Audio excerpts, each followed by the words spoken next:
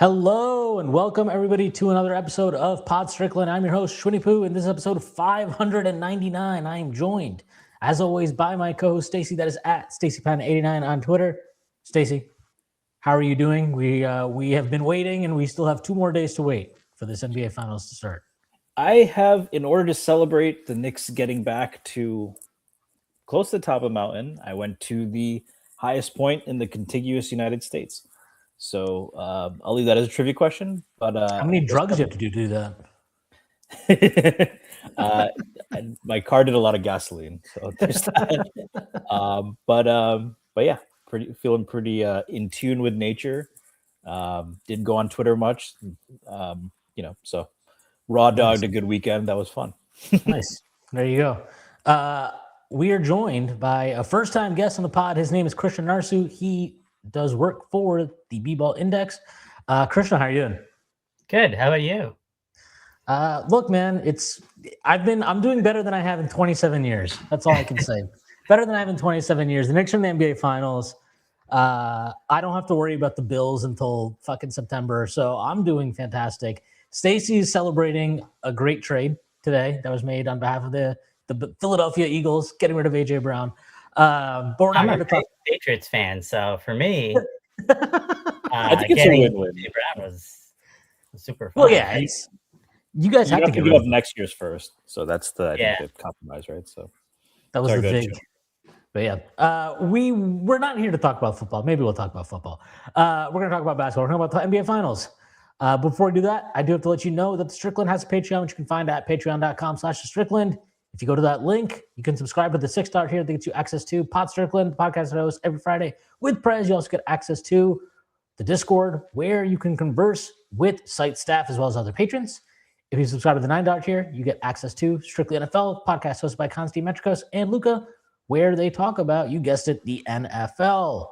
And if enough of you subscribe, I don't have to do these awkward ad reads anymore. Also, thank you to our sponsor, FanDuel. FanDuel has you covered for all of your sports betting needs, NBA playoffs, NHL playoffs, MLB regular season, the World Cup right around the corner, all of it right at your fingertips over on FanDuel. All right, let's get started. The Knicks, again, are in the NBA Finals, and now we know that they are playing the San Antonio Spurs. Actually, before we get into the finals, I do want to talk a little bit about the Spurs OKC series, because I think the fallout from it has been interesting, because there's obviously the whole Chet Holmgren of it all, where he I thought you meant the fallout as in SGA falling. Hey, Wemby gave him a run for his money. To age ourselves with a millennial generation, we did a mixtape of SGA falling to Alicia Keys. I keep on falling from fouls that don't exist. As long as you're not singing, it'll be good. No, I did want to get into this because obviously the Chet Holmgren thing, he disappears in Game 7. He had a terrible series overall. And, I think towards the end of that series, you could just see OKC did not have the horses anymore, with Jalen Williams down, AJ Mitchell down. And, there's a couple of ways to think about it. And I think, I've seen a lot of people be like, look, the injuries are the injuries. You couldn't overcome them, but you did take them 7 games. And ultimately, you don't need to make drastic changes, and maybe you shouldn't make drastic changes. But I also think that's a reasonable point of view. I feel like San Antonio's almost definitely going to get better as we move forward. And they have the capacity to add better depth pieces than they even have right now. On top of that, I just found the Chet, I don't really know what you do with that, because you're going to play Wembanyama and the Spurs every year at least 4 times, and probably in the playoffs again if you want to get into the NBA Finals. And if this guy is just a pumpkin against the Spurs every time you face off, he can be awesome against the other 28 teams that you're going to face in the league. If he's just not up for that matchup, I feel like that's a very unique problem, and one that I genuinely don't know that there's an easy answer for, because it's easy to just be like, well, make a trade for Giannis. And think there's some merits to like looking at Giannis because it's Giannis. But like at the same time, you know, we know that the picks, like all the stuff with the lottery picks now has changed, how that's all weighted. So that adds a different variable than we're used to. And like, it does feel sometimes a little, it does feel like maybe it's a little bit drastic, but I don't know. I guess I think I tend to lean more towards the side like they should make some changes. I don't know what they need to be, but I think they need to be more aggressive than they really have been, even over the last couple of years. Like I know that they signed Hartenstein. Obviously, we know they signed Hartenstein, and they traded for Caruso. I would posit that signing Hartenstein with cap space and trading Josh Giddey for Alex Caruso are not actually that aggressive of maneuvers, and more just reasonable ones. But like, I don't know. I'm curious to get your guys' thoughts on it. I think those are aggressive maneuvers, don't you? I mean, Caruso and Ihart both were pretty key parts of their team. So they're aggressive, but don't you think they're rather straight? Like they didn't really risk anything. Like no, I agree. They didn't risk anything. Yeah, that's what I mean by, because I think now, right? If you're talking about making a change now you're talking about, at least I would think, like giving up guys that actually have served a purpose for your roster. And then, you know, again, like the Chet thing, I genuinely don't have any concept of how to like. I thought SGA actually gave a really good answer when they asked him about it in his end of year press conference. And he was like, look, like, I'm not going to go tell Chet he needs to go work on something because I didn't have a great series myself. And I thought the answer was really good, but I don't know. It's one of those series where like, and sometimes guys come back from that stuff and it's fine. Like Pau Gasol famously like had a miserable 2008 finals, had spent an entire summer getting berated for it. Then he comes back, obviously, when back-to-back championships, and he's huge. And he's huge when they played the Celtics in 2010, which was kind of like a big knock on him, is that, you know, KG punked him and all this stuff. So I'm not saying Chet is like doomed forever. I don't know. I just really wonder because the money now is all on the books too, right? It's not like it was a year ago or 2 years ago where these guys aren't making actual money anymore. Now you have, you know, they're getting paid and you got to make, like they're already talking about, or there have been reports, right? They're going to try to dump Isaiah Joe and Aaron Wiggins and maybe Lou Dort's gone. And like, it's funny to laugh at that because Lou Dort was terrible. Like absolutely. One that he has to be gone. Yeah. I honestly don't think I think it'd be untenable to bring him back because part of it is Dags was like playing him minutes. And so I saw the stat, basically the Thunder were plus, like they had a higher plus minus with him in every game without Dort, right? But they actually won game 7 in the minutes that he didn't play by +1. So if they just didn't play him in the game. Now, granted, I'm not saying they would have won the game, but you know, the DNP might have given them a better chance. So I mean, they just can't bring him back. He's just right. And there's like on-off numbers with him too, where he's just totally tanking their lineup and stuff. So I think that's a bigger issue than Chet, honestly. Yeah, I mean that was a big problem for them even last year in the playoffs. It was, yeah. It's been multiple years. Like first there was Josh Giddey, and now it's Dort. Yeah, well, I just think it's interesting with those guys though, because I mean, I think we all understand like, okay, Dort becomes basically useless to you at X point in the playoffs, and Isaiah Joe and Aaron Wiggins become useless to you at X point in the playoffs. But like that depth was kind of their superpower and allowed them to keep so many guys fresh during the regular season, as well as like you're able to sustain so many injuries. So when you start, you know, we have to salary dump this guy. Like, I don't know. I mean, I know they have a bunch of picks and Presti can do some stuff, but I don't know. Just an interesting, like they're in a very interesting place because they are like a championship caliber team. I don't think losing changes that, but I do wonder about some of this stuff. And I think you're right. Like it's easy to focus on the Chet thing maybe because it is loud, but it is loud because then I look at like, you know, I'm over on Spotrac and I'm like, well, you're making $50 million next year? That's interesting. Can I actually ask you a question? I was just thinking about this because the Thunder didn't make any moves last offseason, right? Like I don't think they did anything. And I go back to the year before the Celtics won, and I don't think they made any moves. And then the Nuggets. So who was the last NBA champion that has made any like move, like aggressive, not even aggressive move, just Lakers, like something to like get themselves the Lakers to get better, when they won in 2009, they moved off of Ariza and they brought in Artest. That's the last one I can remember. That's the last. Wow, that is a long time. Sorry, That's almost Shwin, like world peace 20 for accuracy. Oh yeah. ago, right? Was he world peace by that time, or was he still our chest at that time? Okay, He turned into world peace. Yeah.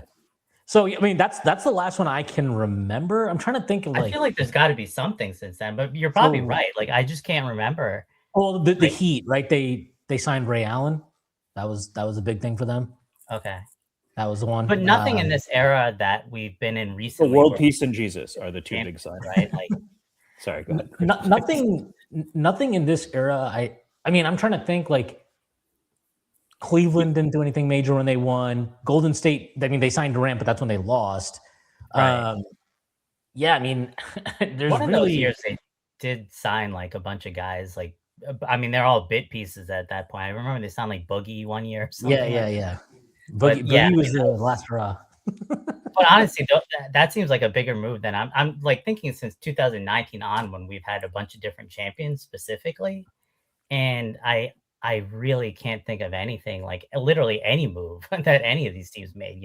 Yeah, no, I think it's always easier to like this was I talked about this at the trade deadline, because a lot of people were killing the Pistons, and people definitely were killing the Pistons after the season ended, where it's like, you should have been aggressive at the deadline, you should have gone and done something. And I'm like I agree that their roster is obviously not perfect. There's a bunch of things that you could add that would benefit them. But like, who are we specifically talking about the trade deadline? That you're like, if they got this guy, this changes. One, actually. Who? Against Cleveland, at least. I don't know if that's good enough to beat the Knicks. Io. They were missing a secondary ball handler, who like doesn't take anything away from your spacing.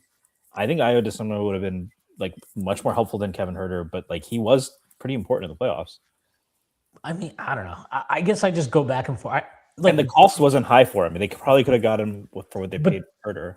To me, it's like, are you gonna get Io and like you're gonna win the championship now? Like I don't. They would have beat Cleveland, I think. I'm willing to say that. I think they could have beat Cleveland because like their spacing was so screwed up, and Cade like turned the ball over 65 times a game. Another ball handler, I think, would have helped. And you get a point of attack defender, against a team that beat them with the guard play. So, do I think they would have beat the Knicks? No, but I think they could have advanced around further than they did. Sorry, Krishna, I know you were saying something. My bad. I don't know. That's a good question. I'm not totally convinced, like, because the Pistons, I mean, second best offensive creator in that series was Tobias, and I mean, does Io change that? I mean, they could have used them, I guess, but I don't know. I'm not sure if they would have necessarily won. I honestly thought the Cavs probably should have. I was kind of low on the Pistons all season, maybe admittedly because of like, again, second best option was Tobias. So, but yeah, Can I mean, follow up on that? Sorry, good. Yeah, no. What were you gonna say? I wanted to follow up on that. So, like you being lower on the Pistons, they kind of leaned into, and this is kind of an analytics question, we can table it, but they leaned a lot into transition offense, offensive rebounding, and free throw rate, right? And those, like, I think there were a few teams that leaned into those. Prez from our site wrote an article about it. Them in Boston were two of the prime examples.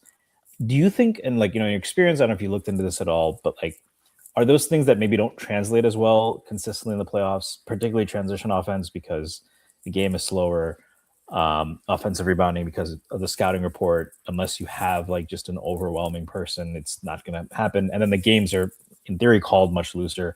I'm curious if you think that's part of it and why they're kind of regular season versus playoff mismatch. And I'll throw this on as a follow-on. This will be the 8th different champion, I think, in 8 different years in the last 8 years. And it seems like a lot of the times it's been lower seeds winning or non-top seeds. And I'm curious if you think that, because I remember, like, to use a very lazy analogy, the Oakland Athletics, right? They were the Moneyball team, known as the first Moneyball team, right? I'm sure there were other teams using analytics, but they didn't have much playoff success. Is the NBA at that point where teams are optimizing for regular season, but maybe the playoffs are posing different challenges for what is, the biggest market efficiency in the regular season? Yeah, it's an interesting question. Like I've looked into like a little bit of like the strength of the paths that a lot of teams take, but I haven't actually looked into the kind of the differences. That's kind of we actually just put together some of our playoff, starting to put together some of our playoff shooting or talent grades and stuff like that. And I'm going way off topic here, but Brunson was number one in our overall shot making for the last 3 years. So, but yeah, but I do think that's like relevant, right? Like I think you know, it's traditionally been half court offense becomes more relevant, right? And I do think having good transition defense matters, obviously, because but really, I think it's just like, can you check enough boxes? Can you be good at enough different things, right? And then also, like, we know that I do think you're right that I don't think we can say the regular season doesn't matter the way I've seen a bunch of people saying this, right? And like, look, the Knicks were the 3 seed and the Spurs were the 2 seed. It's not like we're getting a 7 seed and an 8 seed in the finals, right? And we did get the Heat in the finals that one year, but for the most part, I think that's the only playing team, right? Or the only team that's below the 4 seed that's made the finals. So, I mean, you need to have had home court in the first round. Usually that's just because like the better teams in the regular season are still the better teams. But maybe the differences between, you know, the teams in the regular season, like the difference between the 2 and 3 seed, like, you know, how much difference is there, right? Like, does it really matter? You know, you have to play a road series maybe in the second round, or maybe you don't if you're the Knicks and you get the 7 seed upsetting the 2 seed. Well, yes. No, I was just gonna say, like, we've seen now what is like the last 5 game 7s in the conference finals, the road team has won, right? Like, we're just seeing such a weird. It's a weird era that we're in right now. Yeah, it's very weird, and it does feel like the regular season is like matters less in terms of like, okay, we're gonna get 2 1 seeds or something like that, or like back when we had the Cavs Warriors era. Although were the Cavs ever the 1 seed? I don't think so. I don't think so. Yeah, like they were. I remember. I think they were before LeBron left, and then I think they never were after LeBron came back, which is, I guess, the irony, right? Yeah, I mean, they were like the 4 seed one year, and they made the finals, I think, in 2018. So LeBron yeah, I mean, it seems to be like be a top 4 seed, and you're kind of good, but I guess to go also back to my point from earlier, like, so we started off talking about Chet and what did the Thunder do. The reason I mentioned like when is the last time a champion made a move is I was kind of curious about that, and I was just thinking like the Thunder didn't do anything either, and obviously whoever wins between the Knicks and Spurs, like I would kind of be surprised if either of them make any moves, but like maybe you should. Like it's hard to repeat, and maybe that new move or that jolt or whatever is something you need to make. At the same time, though, like I go back to the Thunder and like they're in a game 7 with like their second, third best players missing. So I would understand them running it back. I don't think they can bring Dort back, but I don't know if they need to make like major shakeups. It's also with Chet, like he's 24, right? So there's a 20. So let me show these stats for a 24-year-old player in the playoffs. This is a player. So his first playoffs averaged 8 points a game, 1 point per. Okay, let's do it per 36, right? 15 points per 36, 5 assists, 2 turnovers, decent. But only played 16 minutes a game, wasn't a factor, and true shooting 55. Shwin, do you want to take a guess who that is? Is it Kawhi? No. No, this was his first playoffs. He sucked. He's right now one of the best playoff players. According to Krishna, he was the best shot making player of these Brunson. playoffs. So and Chet like had a bad series against a guy who has an argument for the best player in the world. I think that's an interesting conversation to have, just because the minutes restrictions and kind of the volatility. But yeah, like it's not like he was playing against he was. It's not he's playing against Cam Reddish, right?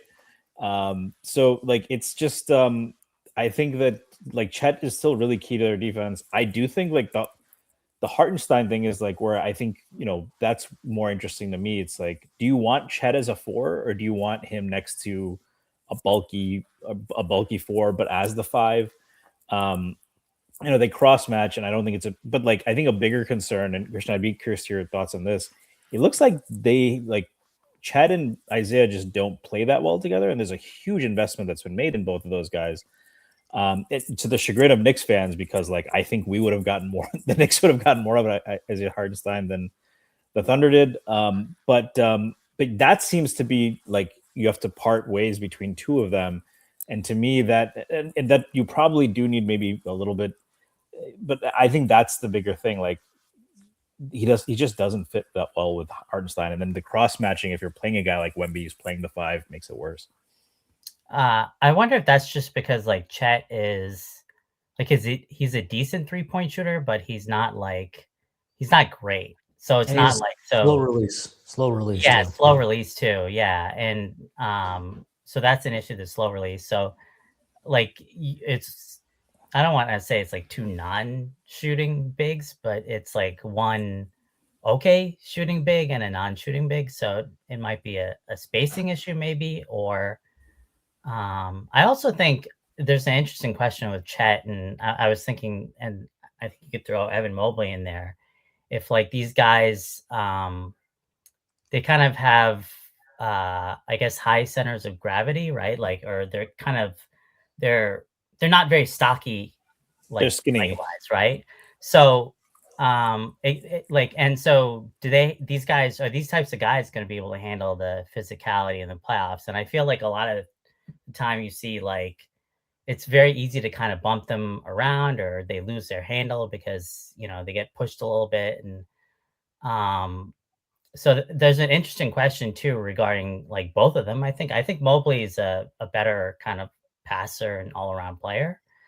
But Chet's defense is like probably better. Like he was the unquestioned second best defensive player this year, I think, pretty clearly. So behind a generational defender, right? Yeah, so, I mean, like if Wemby's not there, we're talking about him winning multiple defensive player of the years, right? So and really that's kind of what he's there for. He's there for his defense more than maybe his offense, but I mean, if the playoffs have shown anything, you need to be good on both ends, obviously. So yeah, that's the big thing. And Shwin, I'll put this back to you because I think you were talking about bigs, like just oversized bigs. I think you mentioned Adeyemara in this vein. Yeah, like that's kind of part of it with Chet. Like if you're gonna need to match Wemby for the next decade or whatever, right? How many Chet did not have success in that realm. Unless you're getting OG Anunoby, which we should talk about, noted Wemby stopper, there aren't probably too many better players to have go against. And, we've seen guys like get punked early in their career and come back. And, I don't know, like if Wemby is the reason you lost and he's like, maybe the best player in the NBA, then I don't think there's too many better options than Chet in terms of, or I don't know why you'd get rid of a guy like Chet just based on talent level. Even if he lost this series, right? Yeah. So we're gonna. Sorry, go ahead. No, go ahead. I was just gonna say, like, it kind of feels like he's just a worse version of Wemby, like at everything. He's the same. So type it's a of smaller player. rock against rock instead of finding a paper or something like that. Yeah, he's like the same type of player, but like all of his sliders are like turned down to like 1, as opposed to Wemby who's at like 3. Yeah. So. And I kind of feel like when you get those types of matchups between two players who are, very similar, the guy who's better at everything is just going to obviously dominate him. So it is an interesting question. Like, what do they do for, like, I don't think the Chet Wemby matchup is going to change at any point, but at the same time, he's just really good against everyone else. There also seems to be a mental thing there too, where Wemby just hates his guts for some reason. He's got to match it. That's why I think it's that's why I think it's so difficult to like. The logical thing is to run it back and is to be like, hey, he had a bad series. He's not going to be he's not the first guy to have a bad series and bounce back, and like, you know, that's reasonable. And I think it's like probably what they end up doing for the most part. But when you start thinking, like you mentioned, like the mental piece of this with Wemby, like that's not going anywhere. Like Wemby's going to be there, and he's going to be doing all of the same shit, like celebrating when Chet misses a free throw and all these, you know, things to get in his head. Chet has to get over that, and like that's the reality, or you have to make a move. And like, you know, I think it's easy to say make a move. How do you do it? The mechanics of all this stuff is obviously very difficult now with all the aprons and all that shit. But if I'm them, like I'm gonna be honest, like I think the Wemby thing isn't going away, and the Spurs are not going away. Dylan Harper is literally a rookie, and he's good already. Like that's crazy. Best player, I think. Yeah, he's I'm going there. Oh wow! I think a lot of people would. I would say Castle, but I don't think it's crazy at all. Yeah, no, I think he's better than Castle. But like that's but think about that. Like, there's an actual conversation we had there between Castle and Dylan Harper, and these are your like second and third best players probably moving forward long term. You know, and they have cap flexibility because Wemby's not getting paid yet. Like none of those three guys are getting paid yet. Wemby's only going to get paid in a year, and he's still going to be underpaid because of how much value he adds. They have the capacity to add better complementary talent than just like Keldon Johnson and Harrison Barnes. Like they will have the ability to do that. So if I'm the Thunder, like, yeah, I have all this stuff. Like I don't know. Like I think the more I think about it and the more like I've run and, you know, just kind of like pondered it. I'm like, at first I was like, it'd be kind of crazy if they traded for Giannis, but then I'm like, would it actually be that crazy if you traded for Giannis? Because Giannis is like one of the best 3, 4, 5 guys in the league, whatever you want to say. And I think there'd be a major kind of yes, I think he is. Yeah, and I think there'd be a major stylistic adjustment that would needed to be made between him and SGA. And that's also an SGA thing too, because he really needs to figure out, like, you got to be able to get off the ball a little bit more than he does as a guard, I think. But like I think I'm going to roll the dice because as good as Chet is, as good as Jalen Williams is, as good as AJ Mitchell is, and yeah, maybe they're going to be healthy next year. We know that none of this stuff is guaranteed. Chet himself has had real injury issues in his career. Jalen Williams basically just tossed out an entire year just now because of weird lingering injury issues, a hamstring thing that kept popping up. He had the entire offseason he lost because of something with his foot, if I remember correctly. Yeah. He actually played the playoffs. Yeah. And actually, I had a stat on this earlier in the playoffs. So he had, I don't know what his hand injury was, but it was something he injured in the Nuggets series, I believe. And he talked about it. And I looked up his stats. He actually shot he was like a career 38% 3-point shooter before the hand injury. Since that hand injury, he's shooting like 30% from three. And it's affected him through the playoffs. And then all this year, he could not hit threes. So, I mean, it's percentages. I don't, there's more that goes into 3-point shooting. But the fact is, like, he's kind of a different, we don't know I don't know if that's going to affect him going forward, where it's like he's just permanently not a great 3-point shooter, which then is going to bring up some interesting questions regarding his fit with SGA. But I mean, that I actually think that hand thing is a bigger issue than hamstring, because again, 3-point shooting is just way worse after that. So I don't know. Yeah, it's very interesting. I don't know. I don't know what they should do. I think Giannis is obviously the easy answer. Like, go get Giannis because he's the big name and whatever. But like, it's an interesting summer for them, and it's I'll be interested to see how they approach it, because Sam Presti obviously has a long track record of being one of the best execs ever and in the league. They have the 12th pick, they have the 17th pick. They still have a bunch of guys they can trade. It'll be interesting to see. All right, I think everybody that's been listening to this so far is probably very annoyed at us, but we will talk about the NBA Finals now. Yeah. Over on FanDuel, the Spurs are -198 favorites to win the series. The Knicks are currently at +166. They've actually come down a little bit. I think the Spurs opened on FanDuel. I'm pretty sure they opened at -210, maybe even 205. So it's come down a little bit. I have a couple things that I want to mention before I turn it over to you guys. This is something I think is very interesting. The Knicks are right now in the playoffs They are the number one team in transition offense. They are at 1.32 points per possession in transition.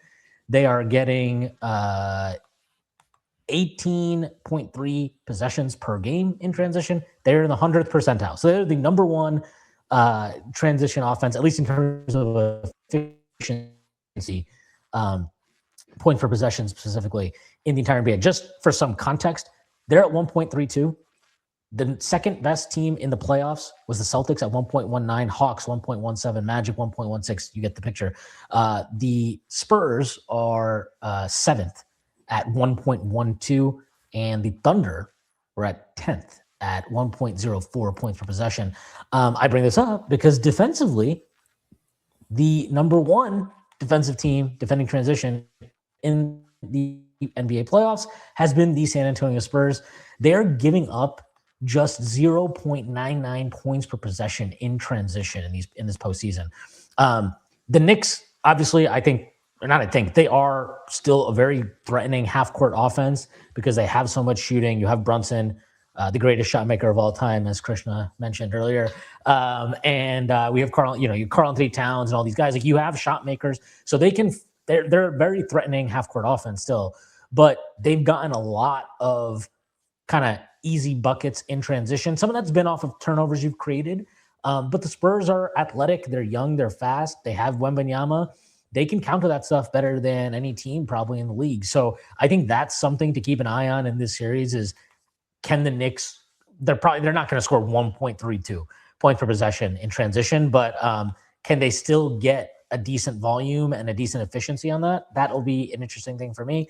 And then I'll just throw something at you that you guys, because I want to get your thoughts on it. I don't have the exact passage. I couldn't find it. But earlier this year, I read a True Hoop article. This was probably like 2 or 3 months ago.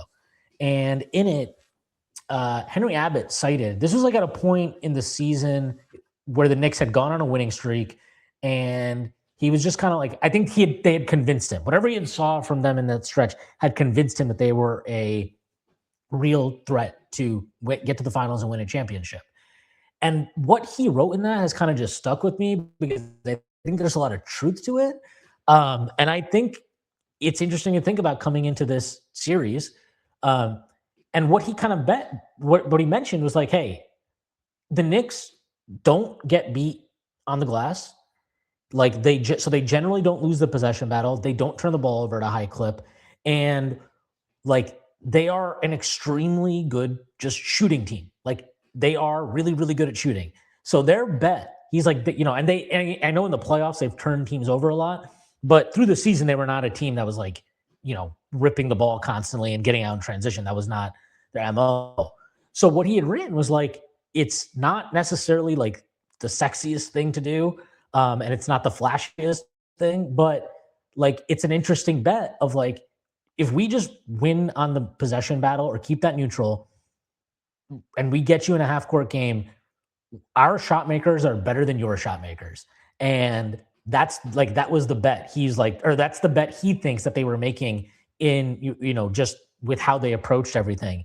And he commented, like the Knicks defense has improved and the Knicks defense had improved even without generating turnovers like they have in the playoffs. So like, I think it gives them a real chance, but I just think that's a very simplistic, but kind of accurate read on the Knicks because, like you're led by this small guard, right? And traditionally that archetype hasn't aged or doesn't, it struggles at various points in the postseason. And Karl Anthony Towns has had his detractors forever. Mikal Bridges has had really big ups and downs in New York. We know Josh Hart has all kinds of swings with his shooting ability and confidence in general. OG Anunoby, not the most dynamic on-ball creator, but all these guys, to some extent, they're efficient scorers. They're efficient in how they get buckets. And like, sometimes it is that simple. And I just can't shake, like, in my brain, I think, like, you're like, Wembanyama, like, holy shit, this guy's a freak. And he is a freak. And he's going to have huge impact on any game he plays, and certainly in this finals. But I just kind of like, I don't know. I like this matchup for the Knicks because I do think that they can take advantage of the Spurs on the glass. The Spurs' defensive rebounding percentage has come down in the playoffs compared to where it was in the regular season. We saw OKC have success, and OKC is not as good of an offensive rebounding team as the Knicks. at various points in the Western Conference Finals. And then the last thing I will say is this: like, I think SGA is awesome. I don't really care if he, people debate the MVP stuff forever. I think he deserved. I think he definitely deserved it. Either of the years, you can make a legitimate case for him, and I have no problem with it. But like, what I do believe, and I genuinely believe this, is I think Brunson is a superior offensive player to him. I think that he is a better shot maker. I think he has a wider arsenal of shots that he can get to, and he's more creative. And I think that is going to be a really big difference. And I also, he's a better passer to me than SGA. Like, I think he's a more willing passer, and I think he's a bit more dynamic in his deliveries. I think has a wider range that he can get to. I think he's really developed that actually this season. And you mentioned Krishna, like, and this is obviously like kind of one of those, common knowledge narratives that's actually true, I think, which is that, like, in the playoffs, the game slows down and it's a half court battle and yada, yada, yada. But like, I think that's often what it is. And these two teams to me are really good. I think these games can probably be pretty tight. As good as Wembanyama is, and he's probably the best player in the world, that late game offense, that ability to initiate offense consistently in a tight game when it slows down, I think the Knicks have a decided advantage there over San Antonio. And I think that you could see that in the NBA Cup final. Granted, the Spurs are different and better than they were since that Cup final. But I think there is something to that. And, I don't really have a problem with the Spurs being favorites because it kind of logically makes sense. 60-win team, you have the best player in the world, you beat the reigning champions, like, you're going to be the favorite in almost any scenario. But I think there are some interesting matchups here for the Knicks. OG Anunoby is extremely key to me, arguably maybe the key to everything in this series.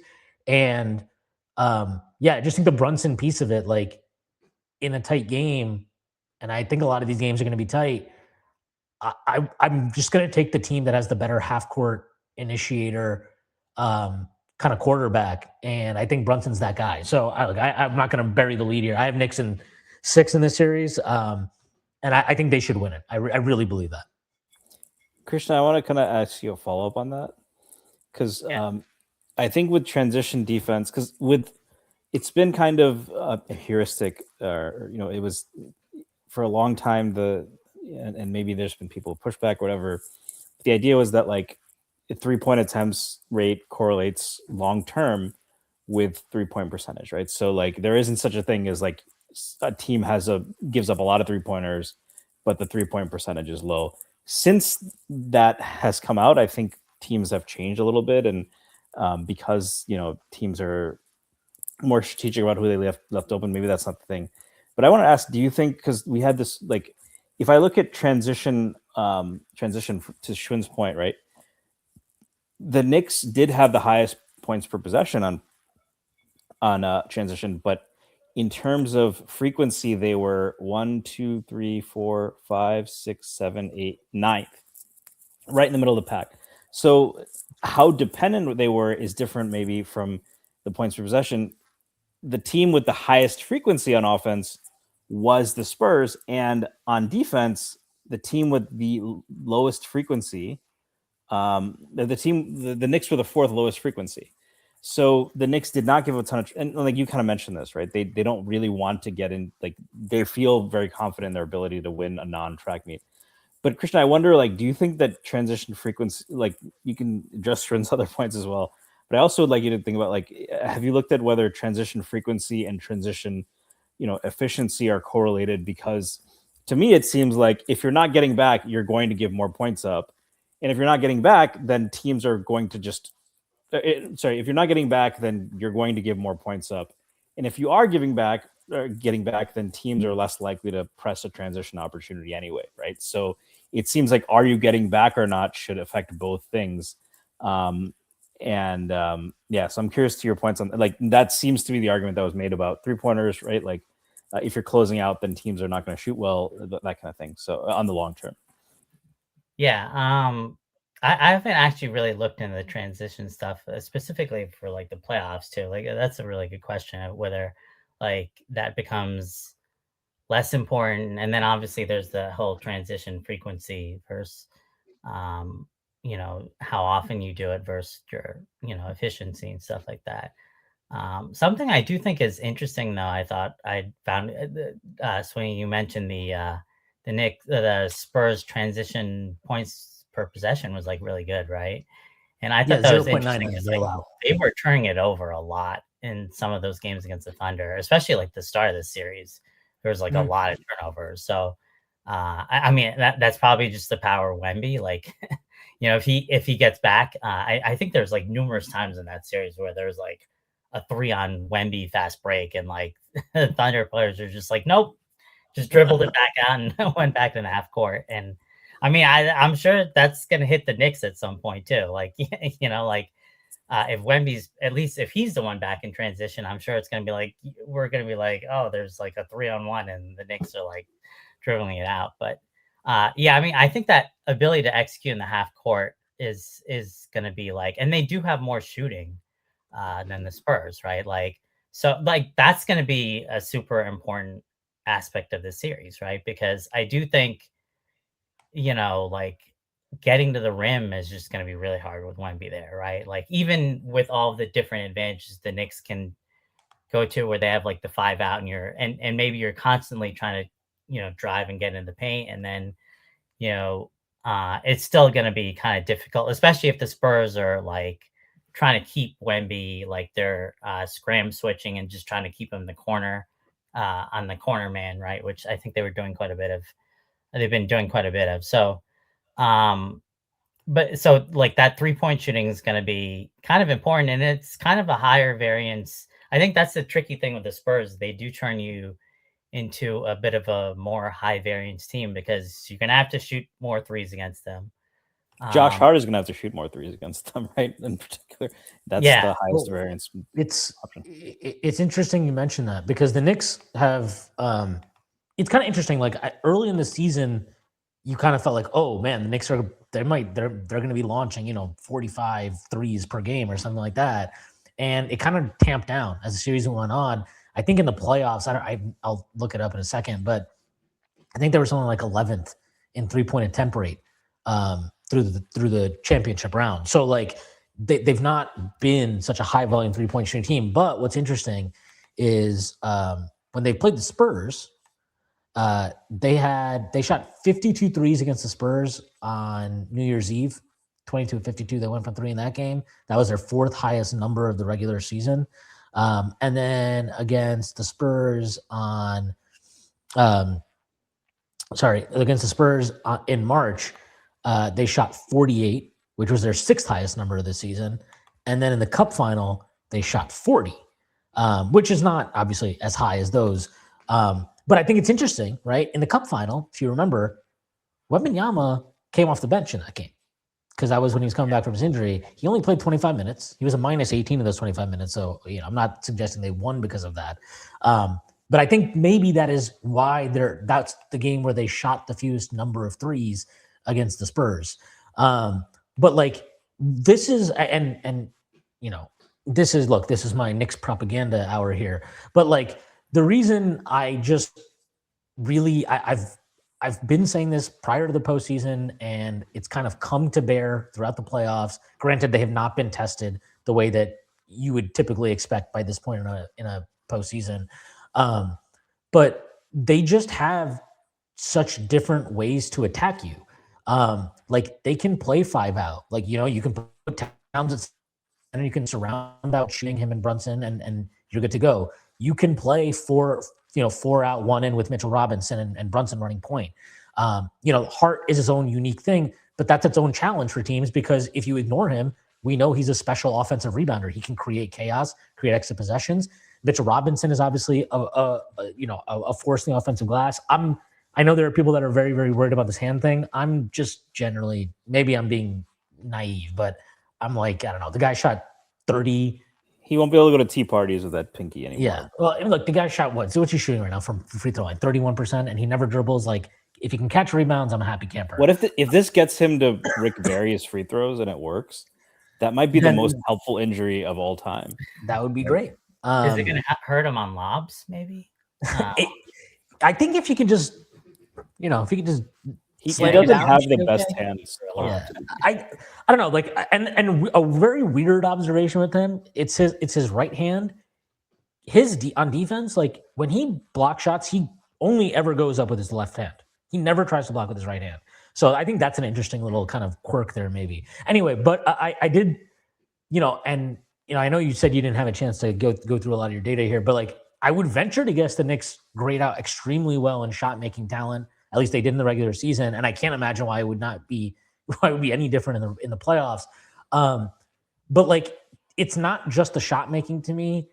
The way they've played, it feels like they're accessing the flexibility I talked about. I think at various points in the season, you're trying to work different things out, and so you're not necessarily and you like again the regular season is not the playoffs.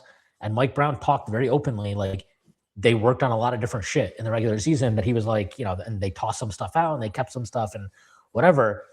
It feels like they are very, very sure of what their options are, what the strengths of different lineups are, how they need to attack in certain lineups. And look, the Spurs are going to be their biggest challenge to date. But I don't know. I think the way they're playing, how locked in they are, and then just the shooting talent and their ability to hurt you. Like they can, like the fact that Brunson, he can dial it up in the mid range to me in a way that SGA, I mean, he just wasn't comfortable in that series. I think Brunson's a lot more crafty in there. And the other part of it too, like I know Brunson's shooting 29%, I believe, on pull-up threes right now in the postseason. But like he has an ability to put up volume in the pull-up three-point shooting, you know, in that specific shot type that SGA either, I mean, he's not as comfortable doing it, and he just abandoned it in this postseason. And I think that was a big problem for him against the Spurs. I just went back and watched that March 31 game, or the March 1st game they played against the Spurs, rather. And in that game, Brunson had like, I think he was 4 or 5 on pull-up threes. I have to go back and watch the Christmas one. I kind of don't even, or the New Year's Eve one. I kind of don't even want to watch that game because I don't think that game is really relevant for a lot of reasons related to the Knicks rotation, the Spurs rotation, but maybe I'll just watch Brunson's shot attempts. But to my recollection, he took a bunch of pull-ups. And one thing the Knicks do that I don't know that any other team in this postseason, at least not who the Spurs have faced, they're really good. Like once they get you into a rotation, they have a lot of guys that are good at relocating, finding space, making themselves open for threes. And like, I think that's something that the Thunder have really struggled with, even when SGA is able to get defenses in rotation, especially once the Spurs stopped doubling and trapping him. It felt like it was so hard for them to access quality 3-point looks unless it was, you know, Wemby's defending Caruso and he's actually just like letting Caruso line it up from 3. So I don't know. I just think the shot making element here for the Knicks, the fact that Brunson to me is a more dynamic creator than SGA, and generally just like their flexibility in ways to attack you.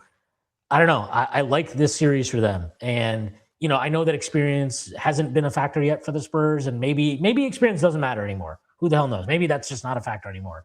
But I like to believe, in my head anyway, that there will be moments where that can be a factor.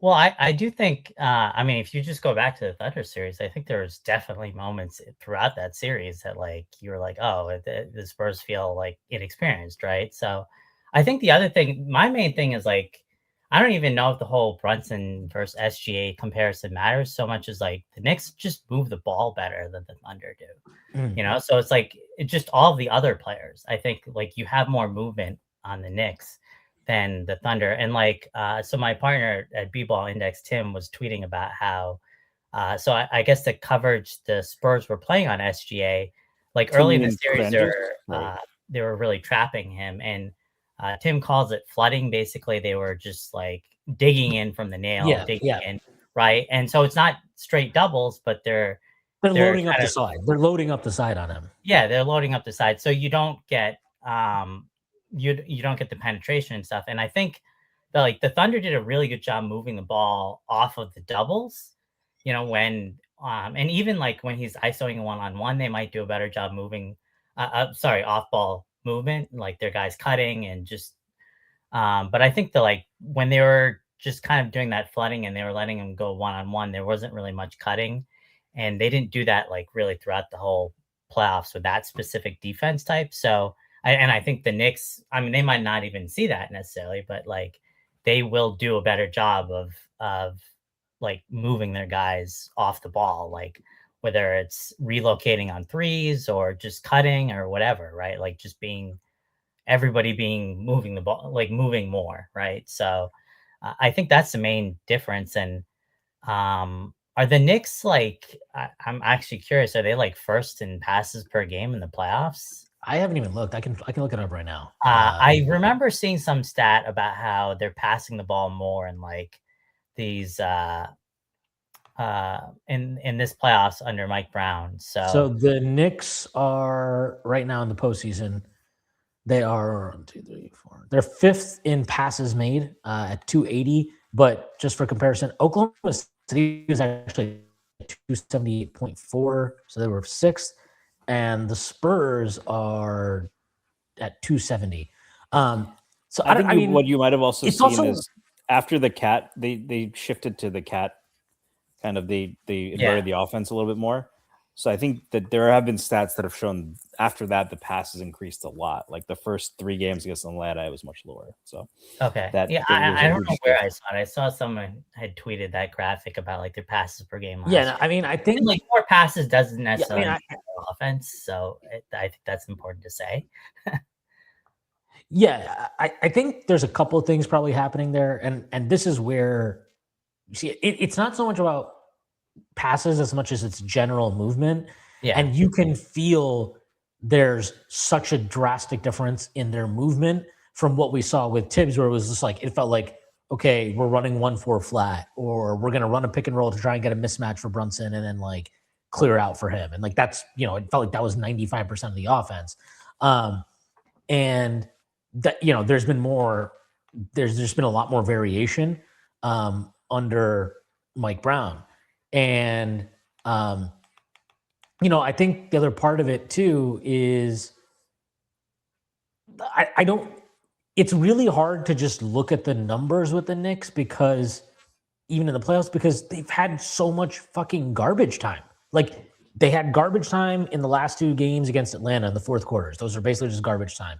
I mean, the last game against the final game, the closeout game against the Hawks, the entire second half was basically garbage time. Right. The Philly game, the last 3 quarters, really. Game 1 against Philly, basically the back half of the third quarter and fourth quarter is complete garbage time. Game 4 is basically garbage time. Again, back half of the third quarter, fourth quarter is garbage time in there. And then the Cavs series, it's garbage time, there's garbage time all of game 4. It's just, there's so much just data from those portions of games that don't matter and are completely unindicative of anything. And so when you're dealing with such small samples, right, you're literally talking about in the Knicks case, a 12-game sample there. That is just that's significant, right? That's probably off the top of my head, what's probably 20% of the minutes or something. And I don't know, it's why I'm hesitant a little bit to use the data with them at times, especially the postseason stuff. But just watching it, I don't know. And I don't want to make it seem like I think it'd be crazy if the Spurs beat them or something, because I don't. But for me, the Spurs' advantage is when I just look at it is, okay, they are a more athletic team. I think that's unequivocal. You have Wembanyama, so congratulations. You have the best player in the series, probably. And you have the best defender in the series and the most impact, whatever. All those things apply. And I don't know, other than that, I don't think it's not really to downplay their talent as much as there's a lot of individual kind of greatness that's growing here in San Antonio. You can see it, right? Harper has these moments. Castle has these moments. Wembanyama has these moments. And I think those moments, beating the Blazers that was the most obvious thing in the world that was ever going to happen. Beating the Wolves with Anthony Edwards on like half a knee. And in general, I just wasn't that high on the Wolves to begin with. Like, it's fine. Like, it's impressive because the Spurs are young that they handled their business, whatever. And then to beat the Thunder, who like, very good team. That's a great win for the Spurs, even with the injuries, but the injuries are real that the Thunder had. And I think that those moments of individual greatness that the Spurs can capitalize on and did capitalize on to push them over the top in different moments of those series, in particular the OKC series, I don't think that it's enough. Like, I don't think it's enough to beat a Knicks team if the Knicks are on a string and playing the way they are. Now, the Spurs are a better defensive team by far than, Cleveland and Philly and Atlanta. So that's real. And Castle and Dylan Harper, these guys in particular, they can really get into ball handlers and be disruptive. So that's, Brunson's going to be facing a lot of pressure. And, we have to see how he manages it. But like, I would just watching back some of the games with these two teams. Like, I just think that, you mentioned it, Krishna, the fact that they can move the ball better than OKC. And then you combine that with like, not just Brunson, right? But Mikal Bridges is a really good mid-range shot maker. Karl-Anthony Towns, you can run Chet Holmgren off the line and he's not really going to hurt you on a drive. If you run Karl-Anthony Towns off the line, he can definitely hurt you on the drive. Like, we've seen that, and he's done it probably better in the postseason than he's ever done before. OG Anunoby is one of the best cutters, slashers probably in the league, especially in this season. His finishing at the rim was spectacular. I wonder if like there's a simplicity to how the Spurs play, which makes sense to me as a very young team. And they have some injuries that they're dealing with, right? With De'Aaron Fox's kind of high ankle sprain, which to me, I don't think he's 100% at all. And so like, I don't know. It feels weird to feel this confident in a matchup that Vegas has pegged like with the Spurs as a very clear favorite. Our numbers have the Spurs at like 64% to win. And now that's not. I would like to ask you. So I would like to ask you a question about that. Those numbers, how is that weighted? Because does it use the regular season as a heavy weight for it? So I mean, that's the interesting. So the model we have right now is not. So like basically what we do is we use like a bunch of different player ratings. And I found like I've tried a bunch of different types of models trying to use some team stats and stuff like that, but the player ratings tend to do the best at predicting like each series and stuff. Now, I personally don't think my model is particularly that great relative. It's actually coming out, it's spitting out results very similar to Vegas, which is, I guess, I mean, if you want to say that's good or bad or whatever, Vegas is probably using a lot of these same metrics. So maybe that's why I'm getting similar results. But I think Vegas does use some matchup stuff, but I'm not sure if they use enough. But the thing is, like, I've tried to use matchup stuff in my model and I haven't found it's improved it, which is surprising to me. I think I just haven't found the right matchup data specifically.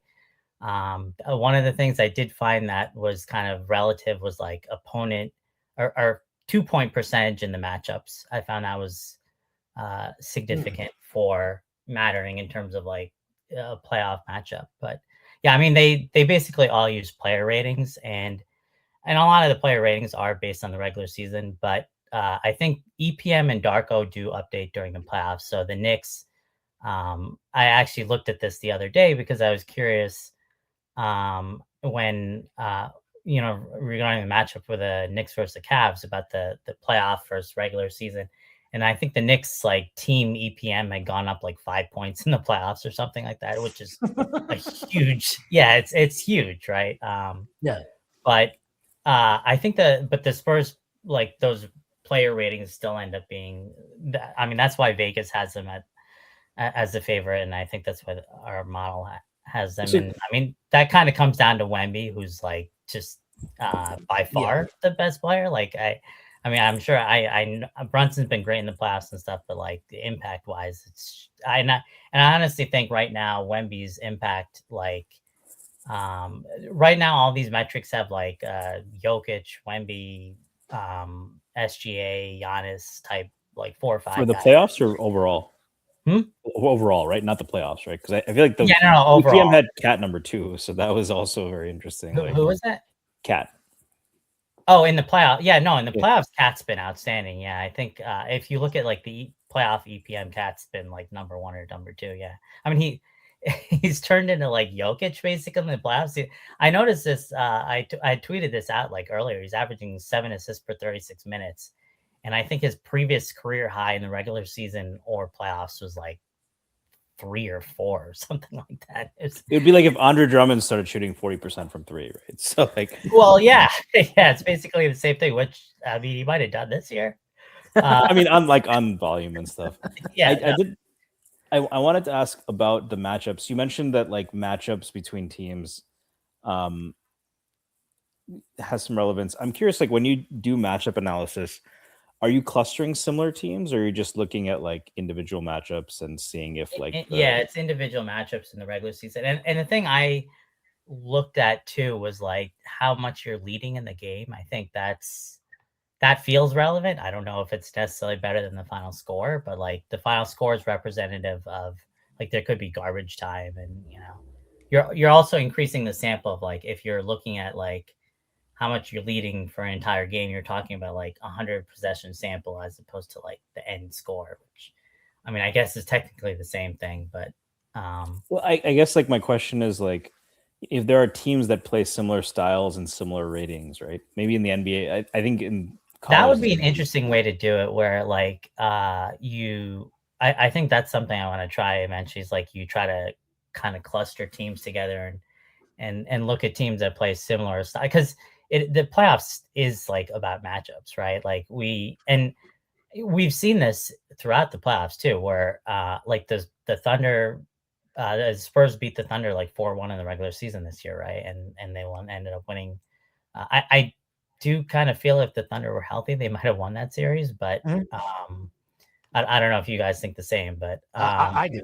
I mean, it went 7 anyway, right? So I know, yeah. So it feels like it'd be hard for J-Dub and AJ Mitchell to not make any difference. But that was like one example, and then so like there's some other examples too. Obviously, I think the Pistons Cavs were like they split, but like if you kind of looked into that a bit, I think the Cavs kind of really controlled the regular season series. And at the end of the year, where they played those 2 games, they were missing multiple players and just kind of looked better. There's the Sixers Celtics was like a split. No, it was 2. It was either 2-2 or something, or 3-1 Sixers, and that was kind of relevant. And the Sixers also just so weird because there's dudes always. Paul PG is 36. Embiid is in and out of the lineup, right? So. Yeah, I mean that one was still. I still can't really believe that happened. I think that was probably the most surprising playoff series result, right? I mean, I think it's the Celtics have a weird thing. I just have like I think Mazzulla kind of does what he does, and I don't know that he is. Like, there's one thing I've really appreciated about Mike Brown, and honestly, I gotta say, like, I think the Spurs and that OKC series, as much as I was kind of downplaying it, I think there was a lot of adjustments in that. Yeah, they made a lot of adjustments. I thought the stuff they were going to in Game 7, where they had like Wemby running pick and rolls, that was really interesting. An interesting wrinkle they threw in. There was a lot of stuff defensively. I kind of think they were very lucky to. I mean, they were lucky to win Game 1 in a lot of ways, and then they lost Game 2 and 3 in large part, I thought, because they were sticking with this whole like, let's treat SGA like he's Steph Curry as soon as he crosses half court strategy, which was failing miserably. But they went out of that, obviously, and they played much more of like it's just a traditional, like, all right, we'll just defend SGA, how we defend, how we're going to defend him with one guy fighting over screens and all this type of stuff. And that really had an effect. You also just can't legislate, like, your strategy is as effective as how things pan out. Like, maybe we're sitting here saying, like, it was actually a great strategy through the first 3 games if Alex Caruso doesn't access, like, Klay Thompson level shooting or something, it would feel different. But that's not what happened. And but yeah, like I thought Mitch Johnson, like, he coached a really strong series. In particular, I think on the defensive end of the floor, which is probably why Sean Sweeney just got hired to coach the the Orlando Magic. They've been really good, but like, one thing I've really appreciated about Mike Brown is there's so much, like, with Tibbs in the past, like the last 5 years or whatever. And the one that always comes to mind is we played Miami in the 2023 playoffs, and Butler gets injured at the end of the game. He's like literally out there hobbling on an ankle, and we're just like not bringing him into the action, not attacking him in any capacity for like 3 or 4 possessions in a row. And you're like, what the hell is going on? And then you kind of flip that. So there was a kind of this lack of, like, I don't even want to say that they didn't hunt weak defenders, but it just felt very vanilla, very like, oh, if there's a weak defender, then we'll bring him into the action at bare, like that's all we'll do. We're not going to, we're not creative in how we kind of attack a weak defender. And I think with Mike Brown, you see him do stuff that I think is a lot more clever. Like, there was a play against Atlanta that I clipped and highlighted where, they saw that, like, oh, CJ McCollum is defending, I think it might have been Hart was in the corner. So, he's, they don't want him to, like, he can ghost Josh Hart. We can leave him outside for 3. It's not a big problem. And so what he did is he put him, he put Hart on the weak side corner so that when they ran the pick and roll with Brunson and Mitchell Robinson, CJ had to tag the roller. And CJ saw Mitchell Robinson come down the lane. He's like, nope, I'm not interested, not getting involved here. And I just think that type of kind of attention to detail and attacking a weak defender in ways that are not just like, let me get him on Jalen Brunson and then Jalen Brunson has to cook this guy, which, like, look, you still have that ability. We saw that at the end of, Cavs game 1. You still have that in your bag, but I think that creativity is a big deal. And I know you guys have coaching grades, so I'm kind of interested. Like, I feel like Tibbs and Mike Brown, there's actually a lot of similarities in some of the stuff they do in terms of, like, I think what they kind of prioritize in some ways, in terms of you want to win the glass and all those type of things. But, like, has there been a difference that you've seen in the data, especially in the postseason, that I'm curious about between kind of like how these guys have operated with these teams? Actually, I think we just added like a coaching optimization. But we don't have that up yet, so I'll have to maybe get back to you on that. But if I do remember, I think Mike Brown was like obviously like a or A+ for optimization or something. But yeah, I mean, is that regular season or playoffs or both? Just for the regular season. Okay. Yeah. We don't have anything for the playoffs yet. That's something we're going to hopefully add at some point. But we got to kind of finish our talent grades first for that. Yeah. So like, I do think, Mike's been awesome. I guess to pour a little cold water on the Knicks, propaganda, the thing I think I would be a little worried about is I am kind of very curious a few things. So like, I do think we have to acknowledge that the Knicks opponents relative to the Spurs are pretty damn weak. I'm very curious about game 1 where it's like, is this kind of like a shock of like, oh, whoa, we're playing like a totally level different team from like the Cavs, Sixers, and Hawks, right? For as much as you're talking about the Thunder inexperience, like all of those teams are just not on their level, like remotely closely, right? So, and you pair that with all the rest. I thought we saw like I don't know if it was rust in game 1 against the Cavs. It's obviously like if you want to form an after game 1 narrative, it's like very easy to say, oh yeah, the Knicks were rusty in the Cavs. I'll call it. I know what it was in game 1. Mike Brown coached, like he was putting out the dumbest fucking lineups for the first 41 minutes. I also thought it was a bit of that. Yeah, that was like, and then as soon as, because I'm pretty confident about this because I was like losing my mind for the first 40 minutes of that game. From the start of the game up until 7:54, I think is when the Knicks start making this run. They had not played a single minute of that game at that point with a true 5-out lineup, and all of their lineups with Mitchell Robinson on the floor had either Clarkson or Hart or both on the floor, neither of whom are shooters at all, or at least don't get guarded like shooters.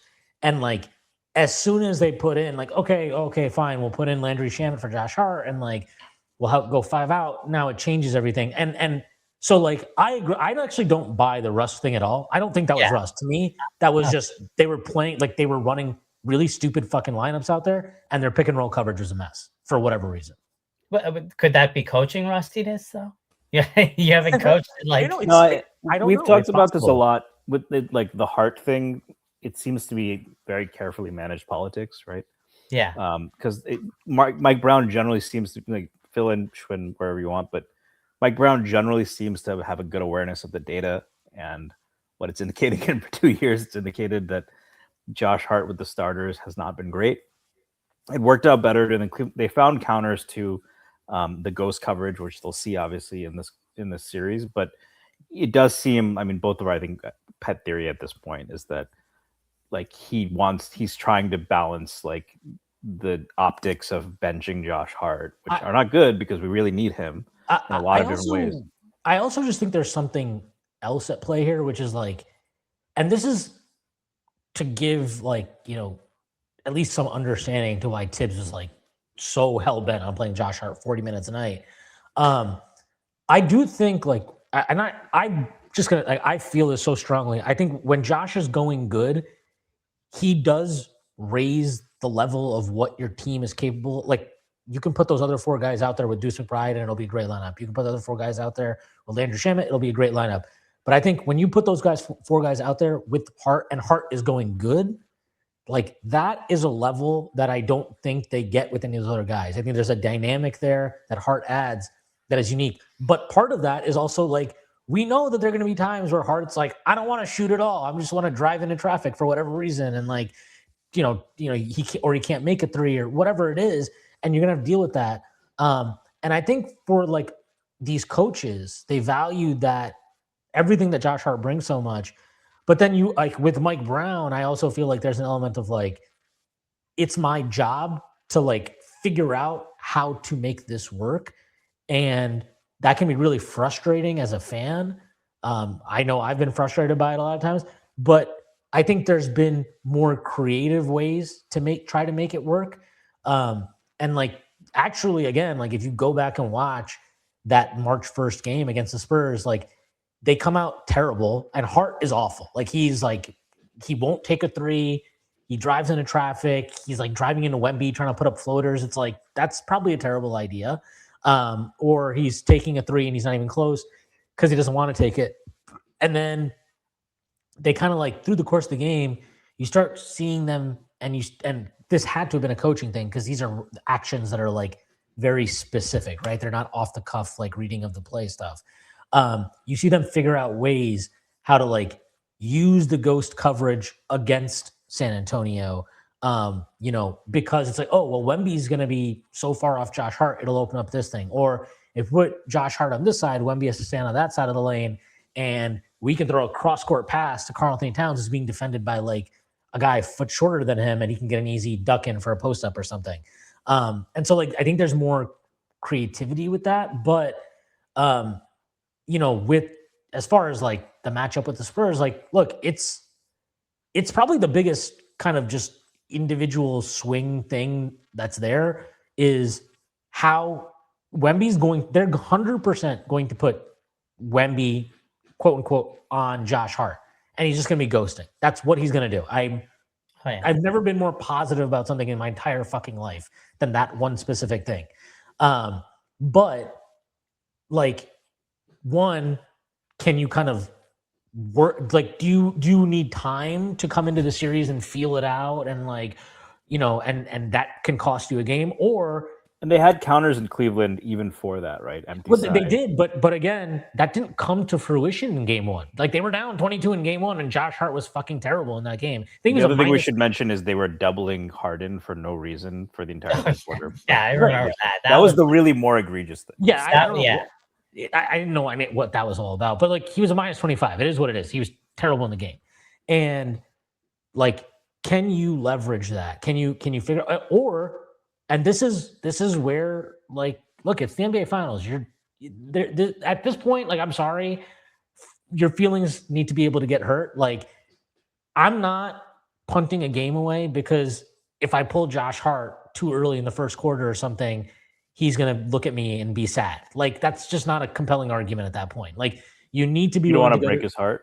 I don't want to break his heart, but I will.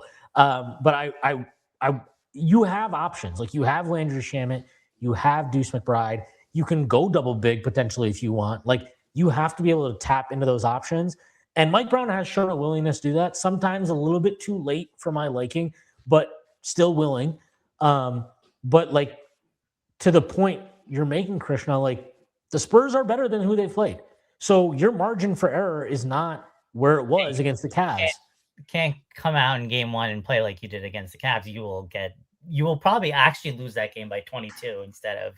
Yeah, like, you're not coming back 22 down against the Spurs in less than 8 minutes. Like, it's just never going to happen. Yeah, it's just never going to happen.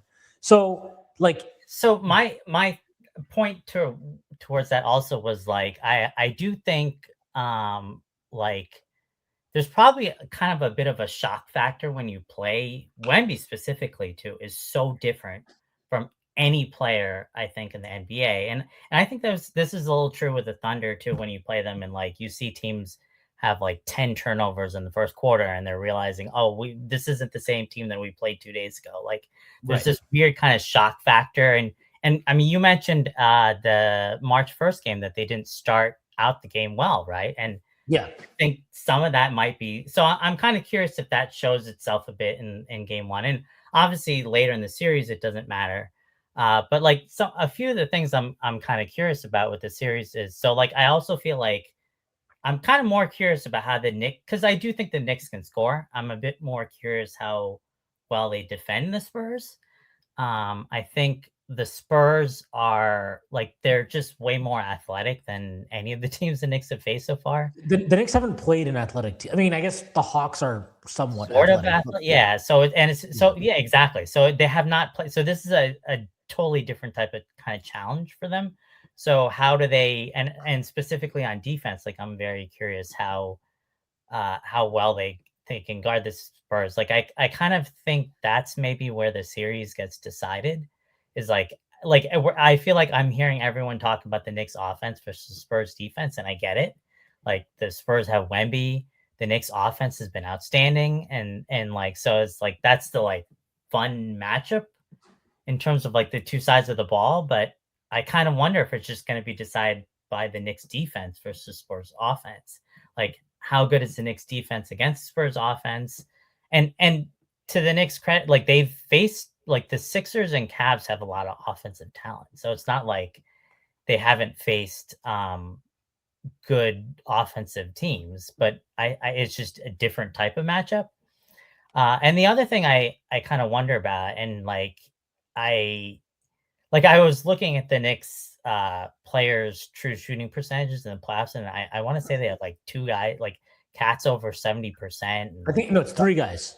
Three guys over 70% true shooting, and, like, Mikal shooting like 65% on twos or something. It's Bridges, OG, and Cat are all over 70 true shooting, I believe. Yeah, and I think, and like, Mikal's over 60. So, and I don't want to make it sound like, all of the, like, everything that happens within the game is kind of dictate how well you shoot. But then I do kind of wonder if, like, what if the Knicks just don't hit shots? Because, like, to some degree, there's that possibility that, like, you, not to say that they aren't playing really well, but you regress down a little bit. Like you're not a 71% true shoot. Like, that's just extremely difficult to do for anybody, right? So like just kind of that whole what if they just miss shots that even though they're getting good looks, like sometimes and Sweeney, I know you wanted to talk about the whole Kenny analytics discussion. So like this is almost a good segue to that because like that whole like shot quality versus like shot making and like you how much of this is luck versus like you hit shots and then that whole dynamic like to me there's definitely like sometimes you do generate good shots and guys just miss, right? So I think and that's why we don't know like if that's why we can't accurately predict every series, right? Sometimes stuff like that happens. So yeah. Yeah, no, I think the look with the Knicks, it's kind of inevitable that you're gonna have regression in this series because like you said, like you're just not gonna get the diet of shots that you got against Cleveland to an extent. That too, yeah. Or the diet of shots you got against Philly. There's that. But like the regression doesn't. I don't know. Regression's always interesting to me because it's like, okay, what do we mean by that? And well, you don't have to regress because that's the other thing. Right. It's like, what if you just regress to your average? Yeah, like that's fine. Like if these guys regress to their average, okay, like that's normal, and maybe that's like what we should expect. Because again, like I can't explain the ineptitude of the Cavs to some extent was like wild by the end of that series. Yeah, it was crazy. Like Harden and Mitchell. I mean, God bless them running that back. That's gonna be fun for everyone. But like, yeah, like I guess where I'm very curious about this, and like this is just where my brain goes to when I think of this series. And I hear you. Like I do think how the Knicks handle themselves defensively against the Spurs is a question. The Spurs, they put up 113 against them in the Cup final, 134 against them in regulation on New Year's Eve, and then 89 against them on March 1st. So like you're getting kind of three totally different strata of offensive performances there by them. Like I think the Knicks have really developed strongly defensively over the course of the season. And I think I don't know why it's gone under the radar to the degree it has, because it's like the numbers are there. You're like, they were 7th, I think, in defensive rating by the end of the season. They're number 1, I believe, in defensive rating in the playoffs. Again, I get that the quality of opposition isn't the best, but when you defend at that level, like I think it just says something. Like maybe you're not the greatest defense in the league, but you're definitely a high caliber defense. And like the one thing that I think really stands out, and this is where like the Josh Hart conundrum kind of gets even more convoluted, is OG is, I think he's having a greater impact this year game to game than he did under Thibodeau defensively. Mikal Bridges in the postseason has been absolute, and honestly for most of the regular season, he's been absolute lights out defensively. Like this is the guy you traded for level. Like that's what you're seeing from Mikal Bridges defensively. And you expect that from those guys because that's quite literally what you acquired them to do, right? Like that's what they're supposed to do. Josh Hart's defense has been incredible. Like he's been super active. He plays with a force defensively, especially on the ball, that I don't think Bridges quite has. So it's a different dynamic for teams. And he also is like, there's a attention to detail with him right now defensively that really has never been there before. I can't state that enough. And then obviously you factor in the defensive rebounding and all that stuff that he gives you, like, but that element of it, like it makes me a lot more confident, and it's made me more confident in this defense holding up. And like Karl Anthony Towns has flat out been a good defender this year. Like I'm not calling him Rudy Gobert, but he's been a good defender this year. Like that's what it is. And at that point, you're like worried about Brunson, really. And to me, it's like if Brunson does like, he's competing and he's executing whatever he can execute, and he takes a charge every now and then, as long as he's paying you off offensively, like I think that's enough. to beat anyone. Now, will you beat anyone? Obviously, this comes down to a variety of factors, but I had I guess for me, I kind of just trust the Knicks defense to be. I don't think the floor is going to fall out. I don't think like the Spurs are going to come out and put up 1-4. Even the Cavs game we talked about, as bad as the Knicks defense was, I think the Cavs had 93 with 7:54 left in that game. So it's not like they were on pace to score 140 points here or something. Like the bottom has not fallen out in this defense really at any point in this postseason. Even in those two Hawks games they lost, I think they gave up 108 and 109, if I'm not mistaken. So these were not like, huge scoring games that you were conceding. They've held opponents under 100 points 6 separate times in the postseason, which like at this point in the NBA is an accomplishment no matter who you're playing. And so that part of it, I'm not that worried about. Like, that's not to dismiss what the Spurs have. It's more just like, I think the Knicks will never, I don't think there'll be like a 135 point outburst, where it's like a super crazy number and they're shooting the lights out and getting everything they want. Why I think the offense defense matchup and why there's such a conversation about it, and maybe it's not being talked about in the right way, but at least for me, why it's so interesting is that I do think the Knicks, and I mentioned this earlier when we were talking about it, but like there's why did the Pacers make the run they made last year? Obviously crazy circumstances and whatever, but like there was that element of like these guys can zip the ball around and it feels like they can get a good shot way more often than maybe they should, like because they're just all on a string together and whatever, it's all happening.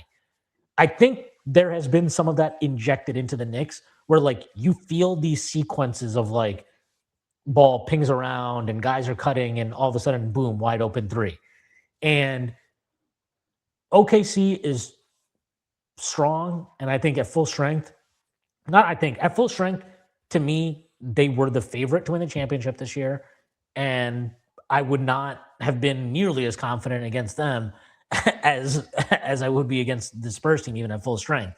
But like their greatness is not with like you mentioned, like they're not like this great ball movement team. They're not this dynamic offense in that sense. I think the Timberwolves can be sometimes a good ball. I think it's when they're running, when they are turning you over and they can get you scattered, then it can happen for them. But like what the Knicks have in this, like they can get into the half court and get you moving. Like it reminds me a little bit of the Pacers in that sense from last year. Like there's a little bit of that quality there. And like even last year, right? I think the Pacers were pretty big dogs in that series, if I'm not mistaken. I think it was like minus 250 or something to the Thunder, maybe even bigger than that. But like they were able to even those odds because they can summon these sequences where all of a sudden you're like, is this the greatest offensive team in the league? Like is this the best offense of all time or something? And there's also multiple games though where they're like they really struggle to score, right? Like that series, like the Thunder defense dominated at times too, which I think it would be silly to not expect there's maybe a game or two where the Spurs defense dominates. Well, there will be a game where like the Knicks struggle offensively. I think that is for sure. I think what I will say some of that's randomness, right? Like that's going to happen. I mean, like just well, what's interesting is I believe the Thunder had like 3 different games with a over 120 offensive rating against the Spurs. And then the other 4 games were like they were like under 90 or something. So like that. Yeah, there's gonna be variance. I did want to quickly on the shot quality thing. It's interesting because the Knicks, like if you look at the actual shot quality, right? A lot of it I do think is because of the cross matching that teams do, right? So you can say, they're shooting a high percentage on threes, but if you're putting Nickeil Alexander-Walker on OG Anunoby and he can shoot over him, he's probably going to shoot higher than his percentage, right? If you're leaving Josh Hart with nobody within 10,000 light years of him, we've seen in the regular season that he can shoot 40% from 3. So, how much do you think that plays into it? because the Spurs are going to employ similar tactics, and maybe they measure a little bit more. But I think that shot quality, when you talk about regressing, how much do you think it's a product of the fact that teams have defended the Knicks unusually because of the offensive threats they possess? Yeah. So actually, so I'll answer this, and then I have another point regarding the whole shooting percentage. So Second Spectrum actually does have a metric called quantified shot quality that accounts for defender distance, the number of dribbles, like the closeout speed of the defender, like where on the court it is, like all of this different data. Now, of course, it's not perfect, so there's that. But I'm actually not sure if Kenny was even referencing that, because when I went back and looked like through game 3, the Knicks had actually won games 2 and 3 by that quantified shot quality. So I'm actually not sure what he was talking about. It must have been their own internal metrics or something. But kind of going back to the whole shot quality, I actually think the bigger question for me with the Knicks is not actually. So I mean, there's some of that. Okay, are they going to regress a little bit more because of these insane percentages? But I actually think the more interesting end is the defense, because this is one of the things that's been like the analytics communities kind of found, like there's opponent 3-point percentage is a bit random, right? And Stacy, I think you must be probably aware of some of that stuff, some of those findings, right? I don't know that we have like the best data to know for sure. Like like this new Amazon shot quality metric they have might be interesting to look at, like that for the 3-point shooting and stuff like that. But sorry, real quick pivot on that. Have teams improved at choosing defenders to shoot threes? Because I think that when a lot of those findings were made, it was still kind of early in the 3-point revolution. But you see now that points per possession on 3-pointers and 2-pointers have kind of converged. So I'm wondering if like maybe that holds still true, but good 3-point defending teams will force that because they will funnel threes to the right players, right? I'm curious if you've seen. I think that's definitely happening a bit in the playoffs. I have not actually. That maybe it's something I need to do, is like redo that study, or like that. I mean, there's a number of different studies on it, but it would be interesting to definitely redo it and see if it's changed a bit. Because you are right, like some of the findings were like, because I remember I actually wrote something back in like 2016 where I actually found that like the top 5 defenses weren't any different from other defenses in terms of leaving bad shooters open, which, I mean, to some extent, you would think that's still the case. Like every team's going to leave Josh Hart open in the playoffs, right? Like, I don't like the Sixers were doing it. Like everybody's going to do it. So it's not. It was really weird. The Hawks didn't do it, actually. They were like not ghosting him. Or if they did ghost him, they were ghosting him with like, see, so some of this is just interesting because it's matchups, right? So like, they couldn't ghost with their big because then they're like, who the hell are we going to have on Cat? Like, we can't put Jalen Johnson on Cat, right? So it's like that. That's always an interesting dynamic. Even for the Spurs, there's a little bit of an issue and like that's why I thought that March 1st game was interesting, because it's like, okay, we're going to ghost Josh Hart, and then kind of like when the Knicks adjusted a little bit, it was like, okay, well, you're going to have Julian Champagnie on Cat, like you're going to have Stefan Castle on Cat. Like I think that works. It's one thing to put Stefan Castle on Chet, who he can quite literally push around, probably, right? I mean, not probably, we saw it. Cat's a bigger guy, stronger guy. So, I mean, whatever. I didn't mean to take away from the point, but that's kind of, it's always that, like all of these things are always so like this is about matchups. It's matchup dependent. So like your ghosting of Josh Hart is only as good as like, really to me, it's like your ghosting of Josh Hart is only as good as, okay, well, who are you going to have on Cat now? That's kind of like the trade-off there. To the point you're making, Krishna, like, I think it's not just, like, I wonder, like, it's not just, like every team leaves Josh Hart open. It's how many teams can force Josh Hart to be the guy taking the 3, right? How many teams can, or how many teams like some of that is, will he take the 3 too? Like sometimes it's a bit like whatever headspace he's in. But it's also like, is your defense good enough to force a situation where even pick a different team, right? Like if everybody knows Sam Merrill is going to take a 3, is your defense good enough to make like if he's still getting threes against your team, even though everybody knows, that means that, yeah, like that's a bad shot quality thing. Whereas like if you are forcing a higher percentage of shots from Josh Hart or from like that's, and I think you do need personnel, to Shwin's point, right?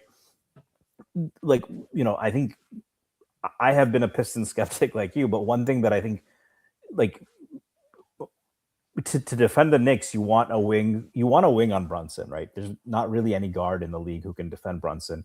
You want a wing on Cat, ideally. You don't want to put your big on Cat because you want him to ghost Josh Hart. There's not a lot of teams that can do that, right?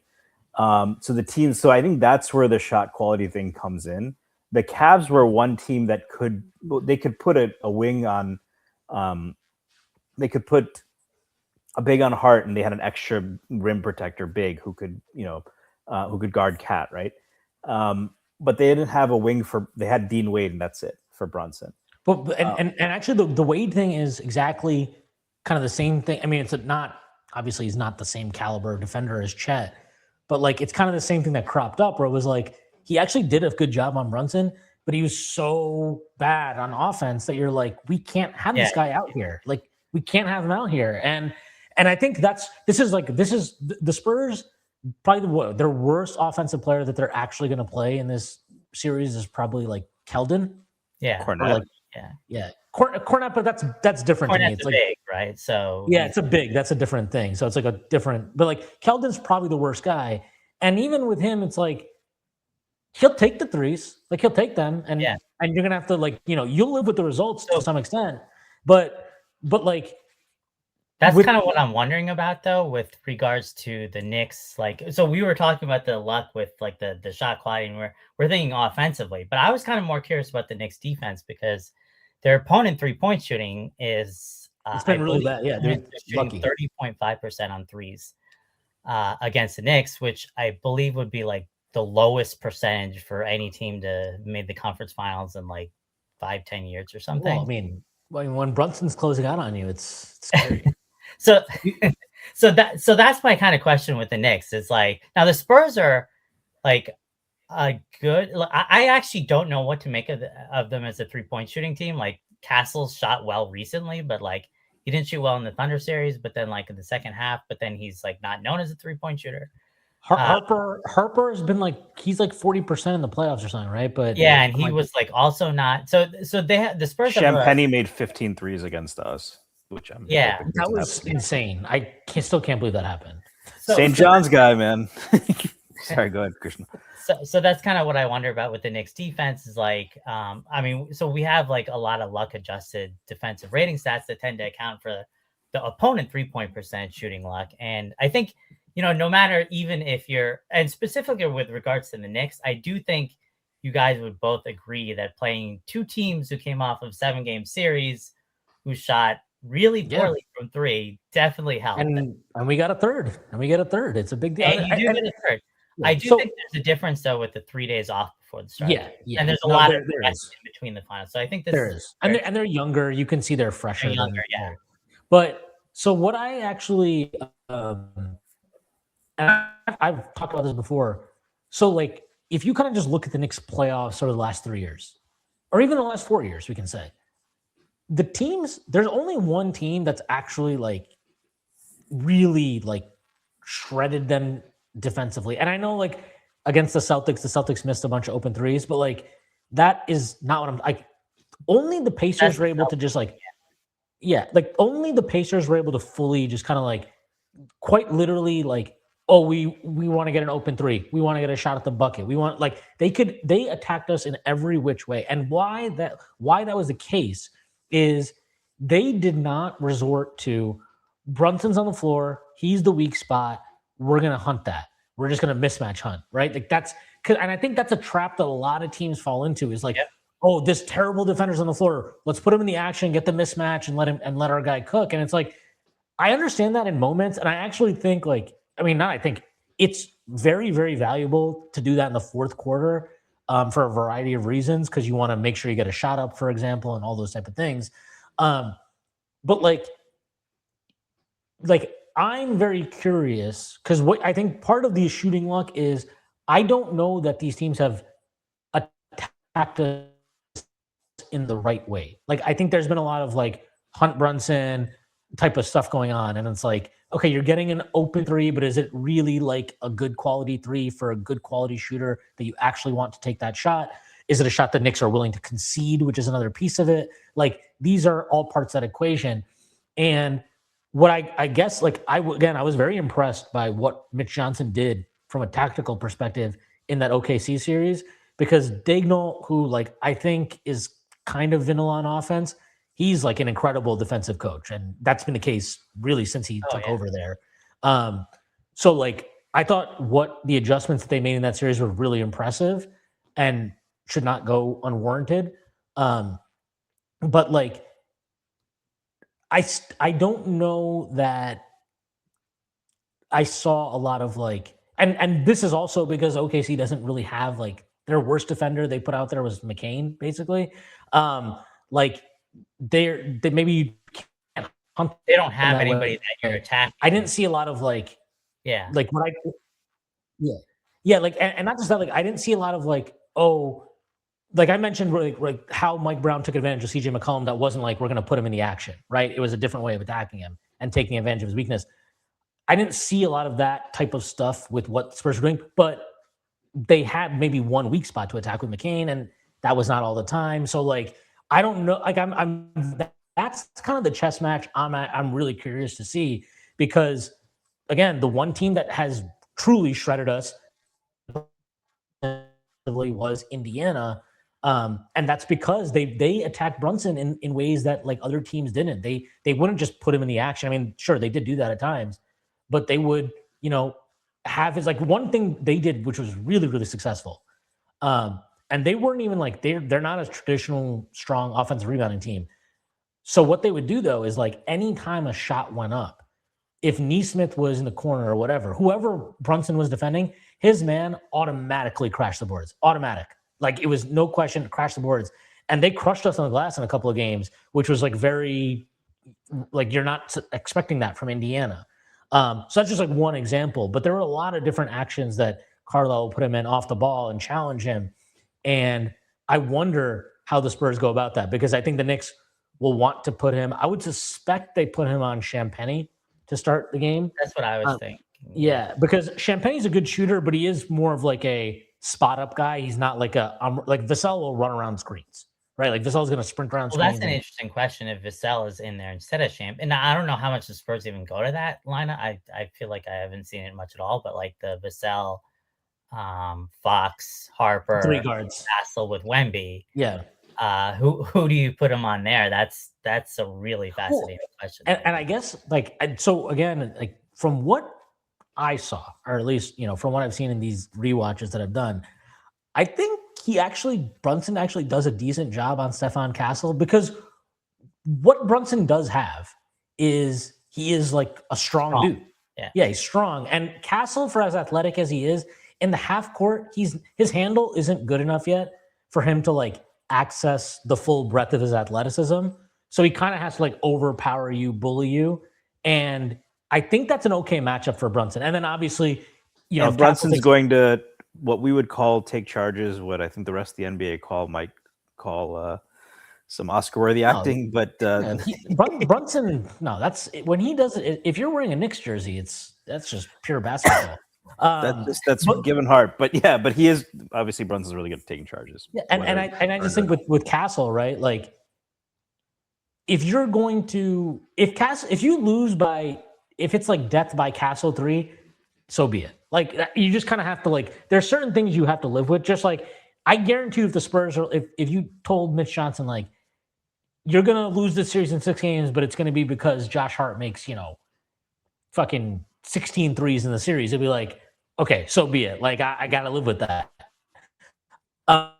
There's certain things you just have to live with. And I think, with whatever. The point being, I think there are a couple of matchups for Brunson there that I don't feel terrible about. And the Castle one is really weird, because in my brain, I'm like, this is a terrible matchup. But when I'm like actually watching it, I'm like, actually, I think this is fine, because like in a year or two, it might be a real problem. Like I imagine Castle's handle is going to improve and all those things, but like he's not there yet. I think you can get away with that. And then the other piece of it too, and this is why like I want to make sure we talk about this before we get out of here. Like, why I think OG is so key to the series, and Mikal to another extent, a lesser extent too, is the flexibility that you have with OG Anunoby is so significant because he can go play a possession on Wemby as the primary guy, but then you can also have him as your low man help. And like his size, like all of that is such a significant factor. He's a ball hawk in the paint. Like I think he is so vital to what the Knicks do on defense. And in this matchup in particular with Wembanyama, I think it's huge. Like, and you know, obviously they're different players, and Wemby is, I mean, we've never seen anything like Wemby, but OG Anunoby has had a lot of success against a lot of great centers. Like every time we play the Nuggets, anytime he's on Jokic, it's like fucking, it's a disaster for the Nuggets. He's had a lot of success against him. And then going back to even when he was on the Raptors and then again on the Knicks, he's played 2 playoff series against Philly. He has given Joel Embiid nightmares, like absolute nightmares. He is just a freakish defender. And I think he has this weird ability to like guard some of these fives, maybe even just, it's like these shot creating fives that not a lot of wings have. And that really is, in some ways, maybe like his superpower as an individual player. So I just think like if the Knicks are going to win this series, OG Anunoby he might be the number 1 guy pick it. Like, but like he's going to have to be one of your best players. And he's just going to have a great series because the things he is capable of and the versatility it gives you when he's doing them at a high level, nobody else on this roster can even come close to achieving it. And then you talk about the benefits you get from having him on the floor offensively. It's like, you know, it's huge. So I just view him as really because, you know, I expect Brunson to be Brunson. Like I just, you know, that's kind of my expectation. Cat, you're always wondering, like, is the shoe going to fall? Like, you know, when's the other shoe going to drop? But I kind of feel good about where he's at. OG is, he's kind of he's your chess piece really in this series to me. He's your like queen. And I'm really interested to see how Mike Brown uses him because, you know, this is a series where the kind of guards I think that give him a lot of trouble don't really exist in this series. Like Harper's really good and he is athletic. Don't get me wrong, but like, he's not John Wall. Like he's not just like a blur. And he's not super to the ground and shifty. Like I think those guard matchups are good for him. I think he's maybe your best or second best guy on Wemby. He's just so versatile and then you can use him as a help defender. He's got to have a monster series. And honestly, I think like he's not a bad long shot for a finals MVP. I would say that much. Yeah, I think the interesting matchups with like the Knicks defenders on the Spurs. So you're gonna have OG on Wemby. Who are you gonna have on Castle? So that's where so they did put like Cat on Castle at times. I think they just like mixing it up. That's what they did a lot in the Cavs series, where it was like they would have, you know, Cat on Mobley at one point, and then they would switch it up and all of a sudden have OG on Mobley.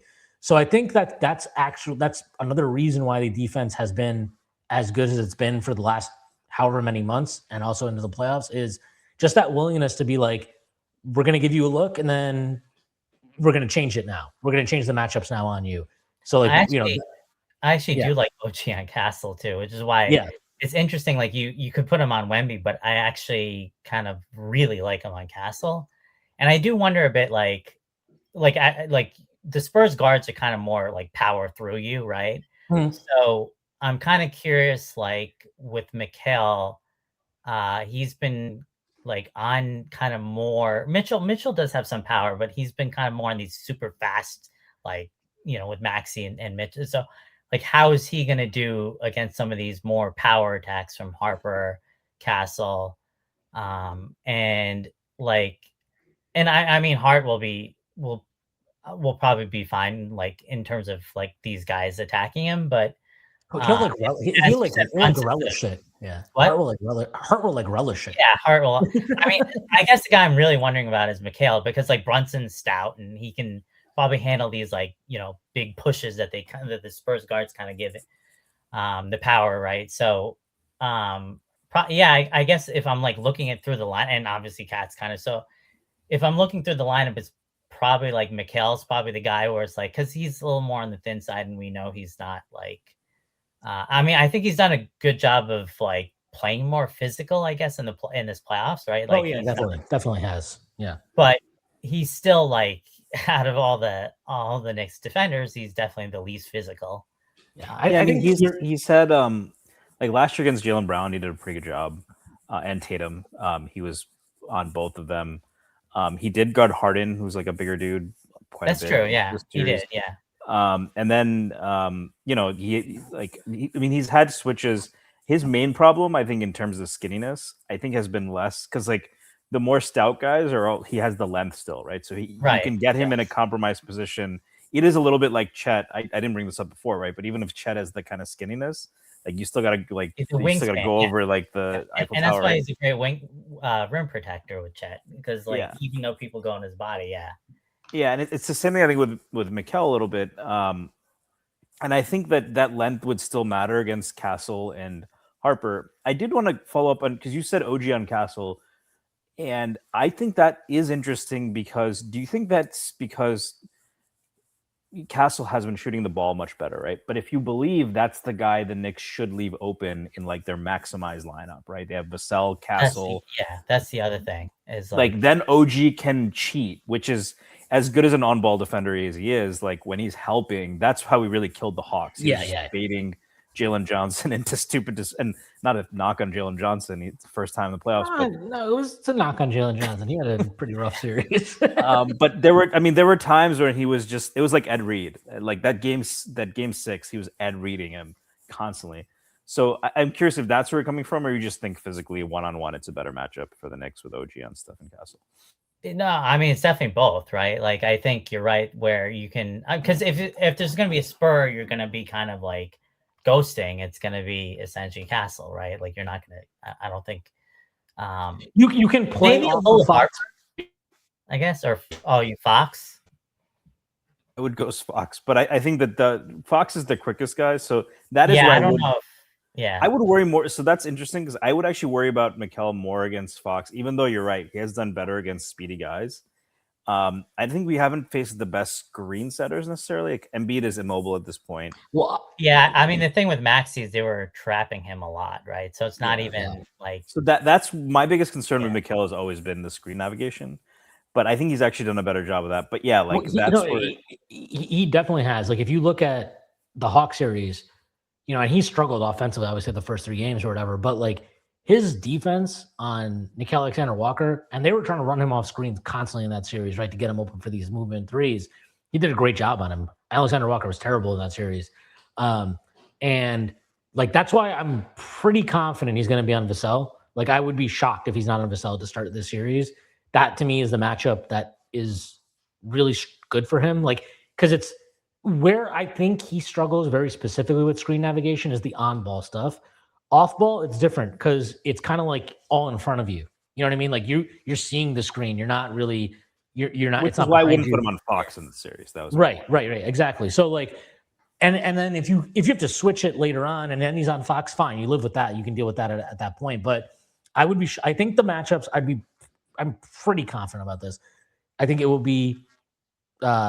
Mikel on Vassell. I think it'll be Josh Hart on Fox.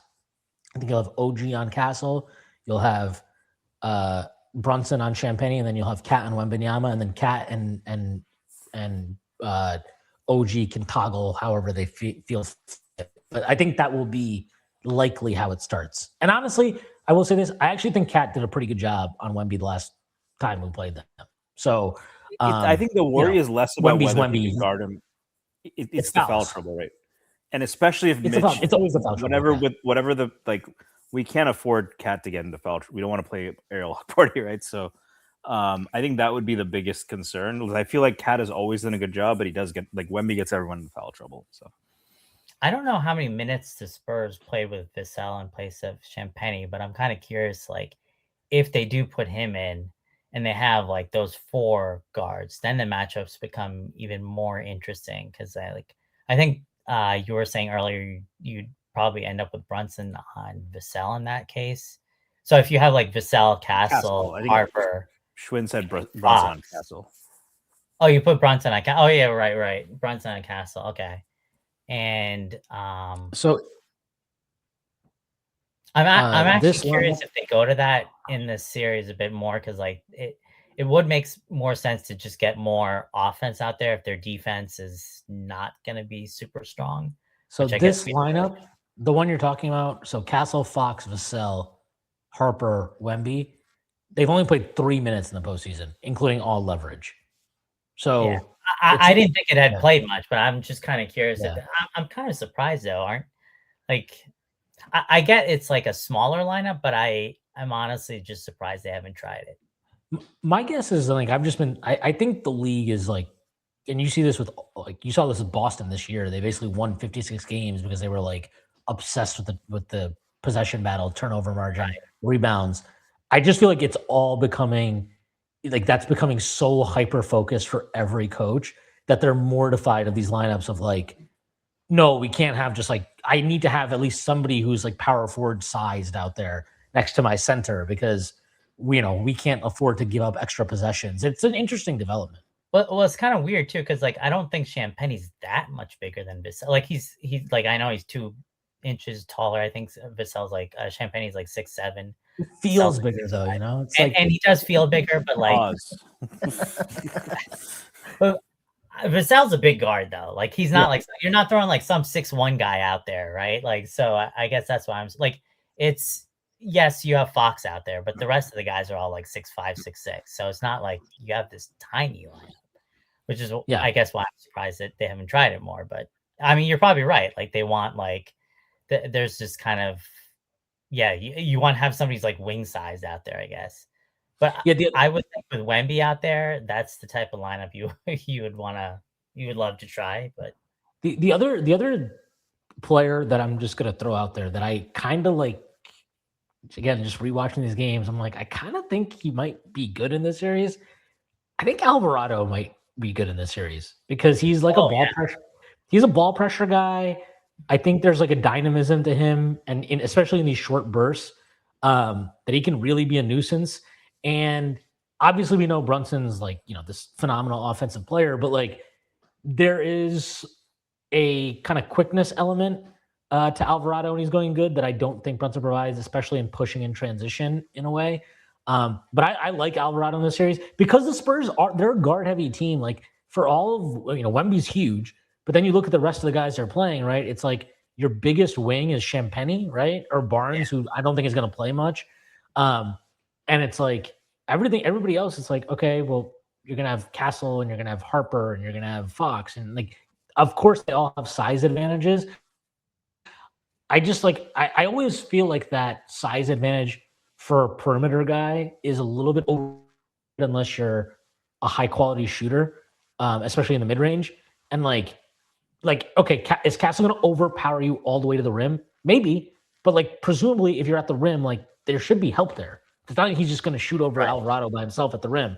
So I think it's a good series for him. I think it's a good series for Deuce. Like I don't know. I think the Knicks depth here is pretty good. If you're shooting over someone, like you're still shooting over, like it's still a contested shot, right? Like that's like it's kind of funny. I hear people say this all the time where they're like, oh, this guy's like 6'3", so you can just shoot right over him. And it's like, is that the best shot? Like, that's not necessarily the best shot. Shoot, even if he's like 6'3" and you're 6'7", you're still taking contested like midi or whatever, right? Like, especially when you've been playing like what these guys have been playing now since September, and you've gone through these 4 playoff rounds. Like those shots become harder and harder. It's not like your legs don't feel it after a certain point. Right. So I don't know.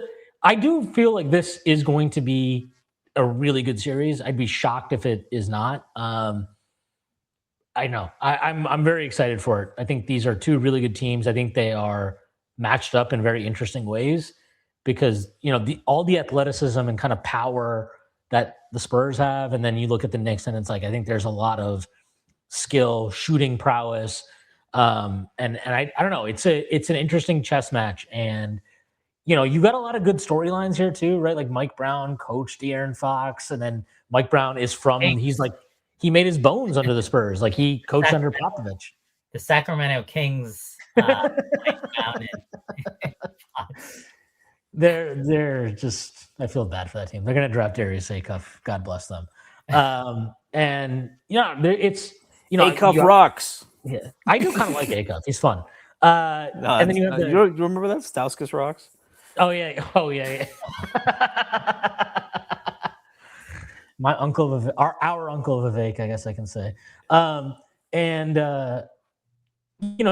have that. You have obviously the finals matchup. I don't know. I think this is going to be a great series. I'd be really, really surprised if it's not. So yeah, I don't know. I'm curious. I guess Krishna, we'll wrap it up here. What you got to make a call here. Nobody's going to hold your feet to the fire, but you got to make a call. I would probably go.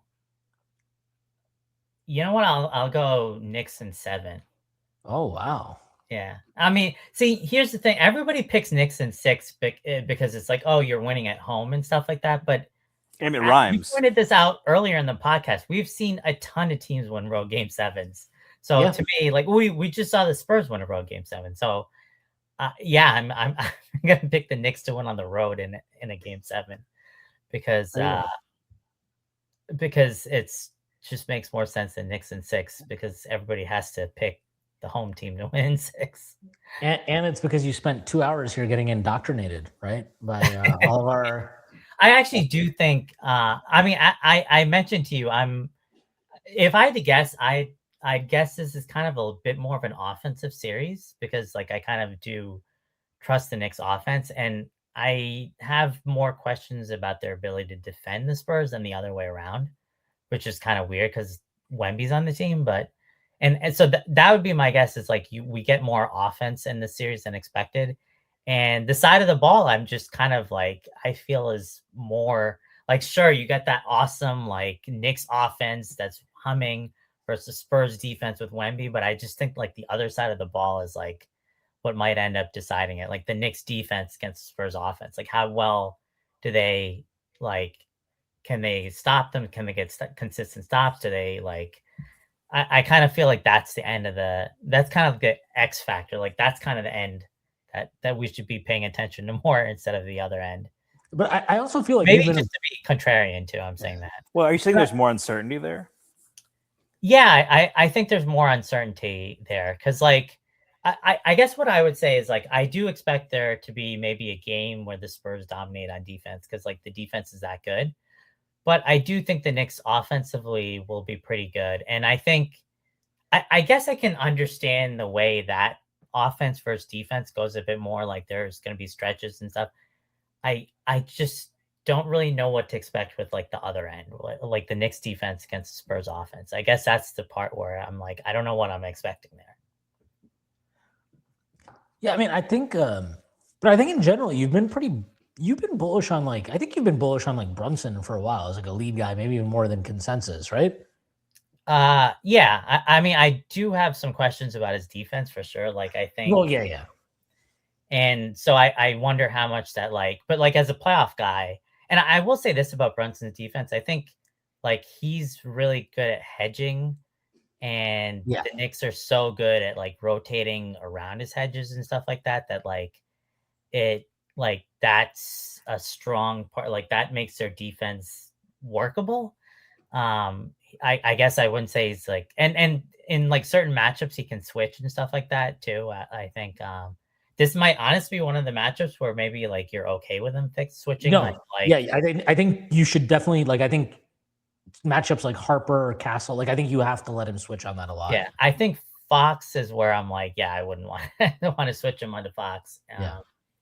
And so I think but yeah, offensively he's I do feel though that and I don't know how you feel. I think there's a decent argument or maybe a good argument, or maybe I'm just looking at the metrics that Cat has been their best offensive or best player in the playoffs. And no, so I'll tell you exactly what I think of that.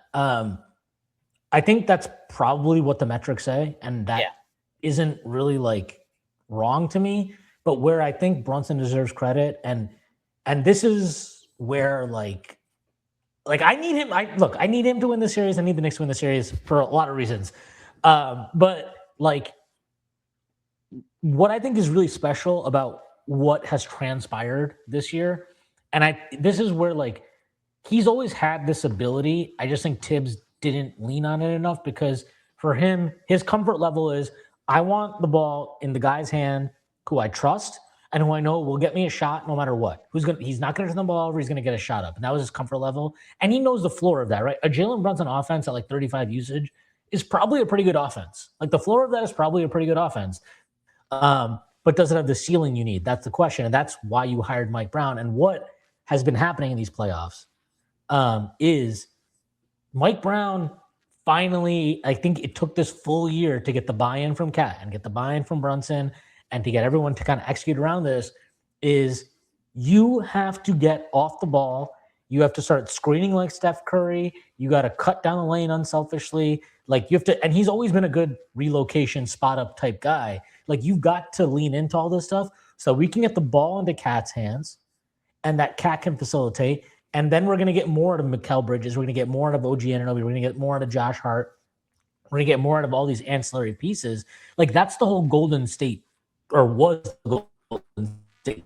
It was like that was the key to it. The key to it wasn't Steph Curry staying on the ball every possession all the time. The key to it was like Steph getting off the ball, and I guess Klay too, obviously. But Klay was not an on-ball creator.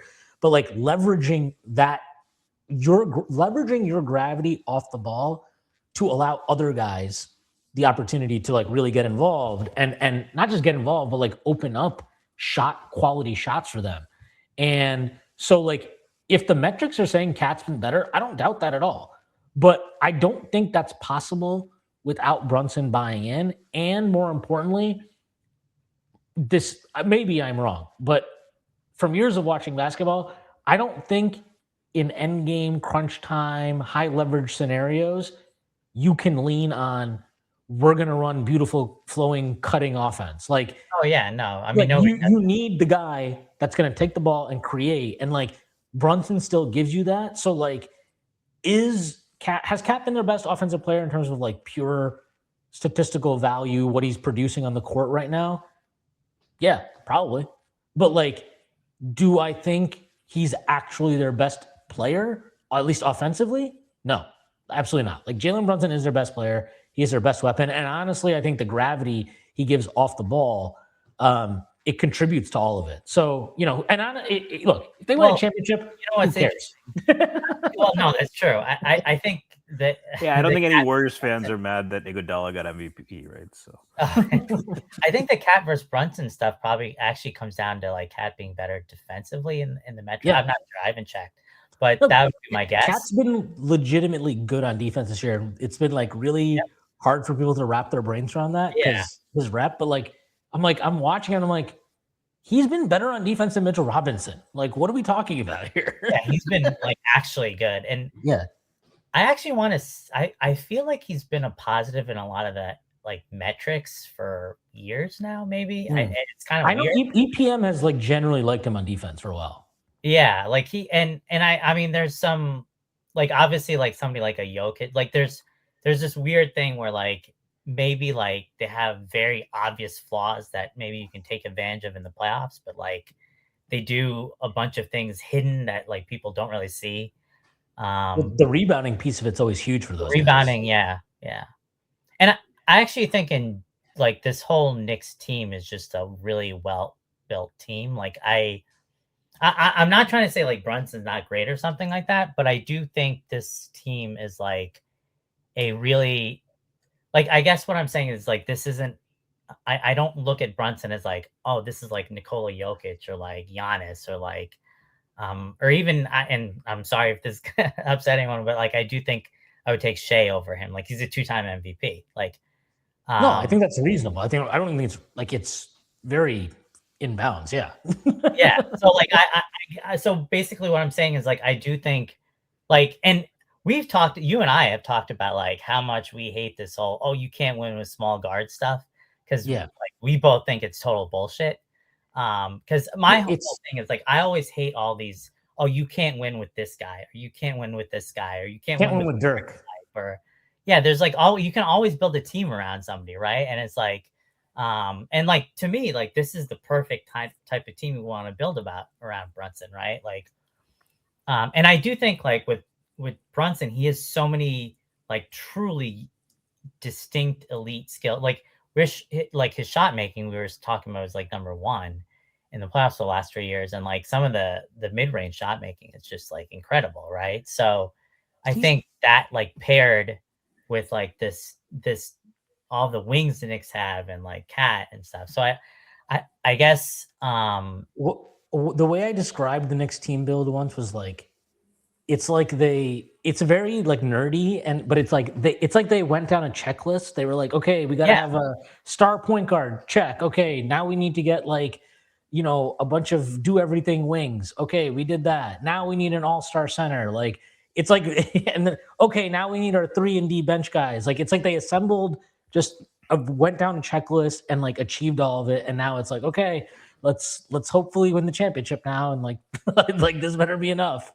No, that's a great point. Like, it really does feel like they went down a checklist and like, and how many top like 20 or 30, like, it does feel like this team has like, I mean, I don't know what number, top 30 or 40, or it feels like all 5 of their guys are like top 30 players, right? Or maybe top 40. I don't know. But like that, like where you have such a good starting 5, I think is where I'm like, I really am impressed with the Knicks. Like there's like, and then even like some of the bench depth, right? Like Deuce is probably one of the best, six-man impact players.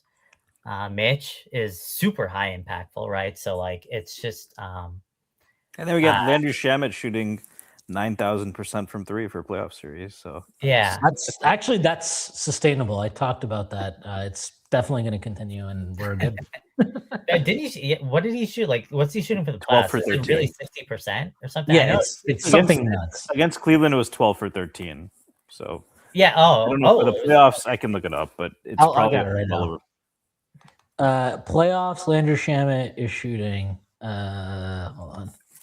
He is shooting 60% from 3, which, as we all know, which I don't see anything. While locking up Donovan Mitchell, right? Yeah, I don't see anything wrong. I think this is good. I think we should continue this. Well, I mean, I guess you better hope that regression to the mean is not hitting. No, it's fine. Mitch is going to start making his free throws now, so we're good. All right. Krishna, thank you so much for coming on, man. Appreciated the conversation. Let the people know where they can find you and plug anything you'd like to plug. You can find me on Twitter at knarsu3. I'm also on Blue Sky at knarsu3. I don't post much on Blue Sky. I think I kind of just forget it's there sometimes, even though I want to. I just forget it. I'm also at the B-Ball Index. You can find like all of our different stats there. We have like a playoff hub page where you can see like all the different probabilities, different playoff stats, stuff like that. So yeah. Appreciate it, man. Stacy, anything you want to plug before we get out here? Make a prediction. I mean, your prediction's there, but you might as well make it for people listening and not hearing or viewing. The Knicks can win in 7. Krishna, I agree with you. They won't need to. And I do think the Eagles are going to take a step back next year. Other than that, we should have a round table dropping on the Strickland. Well, there is a brown table dropping on this podcast very soon. We got a round table dropping. It should drop, I think, either tomorrow. It'll drop before game 1. Let's go Knicks. Enjoy it, guys. It's been 27 years. Coincidentally, once again, it's a Spurs team with a generational big, which is fun. But this time we got a chance, at least. So, I thought we had a chance when I was 9 years old, and I thought Larry Johnson could guard Tim Duncan. But this time we have an actual chance. So enjoy it while it lasts, whatever happens. Yeah, I'm going to plug, so I'll plug all the way to Strickland. And I just want to say, I think that this is like, I'm not going to say it's their only chance, but you don't get a lot of these chances. And this feels like it would be such a great closing of the narrative loop for guys like specifically Jalen Brunson and Karl Anthony Towns to have the opportunity to become like all-time Knicks. And Brunson, look, he's like this is like a Disney movie story that you'd write or something with him. And I don't need to recite all of his history. Everybody that listens to this podcast and is a Knicks fan knows it. But I think with Karl Anthony Towns, it'd be really special because this is a guy who obviously gets traded for, acquired, took a lot of bullets last year that I thought were undeserving at various points for the Knicks' shortcomings in the conference finals, and took a lot of bullets this year and had this Giannis thing looming over him for basically ever since the point he got traded to the Knicks of, he's just, we'll move him out for Giannis and yada, yada, yada. And man, I don't think there's a chance they're going to trade him for Giannis or that they would even trade him at this point. And to close that loop with the championship would be pretty awesome for him and would be one of the coolest New York sports athlete redemption stories I can remember. So I really hope the Knicks win, obviously, because I'm a Knicks fan. But I'm definitely rooting for those guys. And I really am rooting for Karl Anthony Towns because I think he's taking a lot of shit, undeserved, and also taking shit from me before he was a Knick, which I feel bad about. So I will end it there. All right. That is our show for today. Thank you to our sponsor, FanDuel. Thank you to everybody for listening. The Knicks start the finals on Wednesday night. 8:30 p.m. is tip-off for Game 1.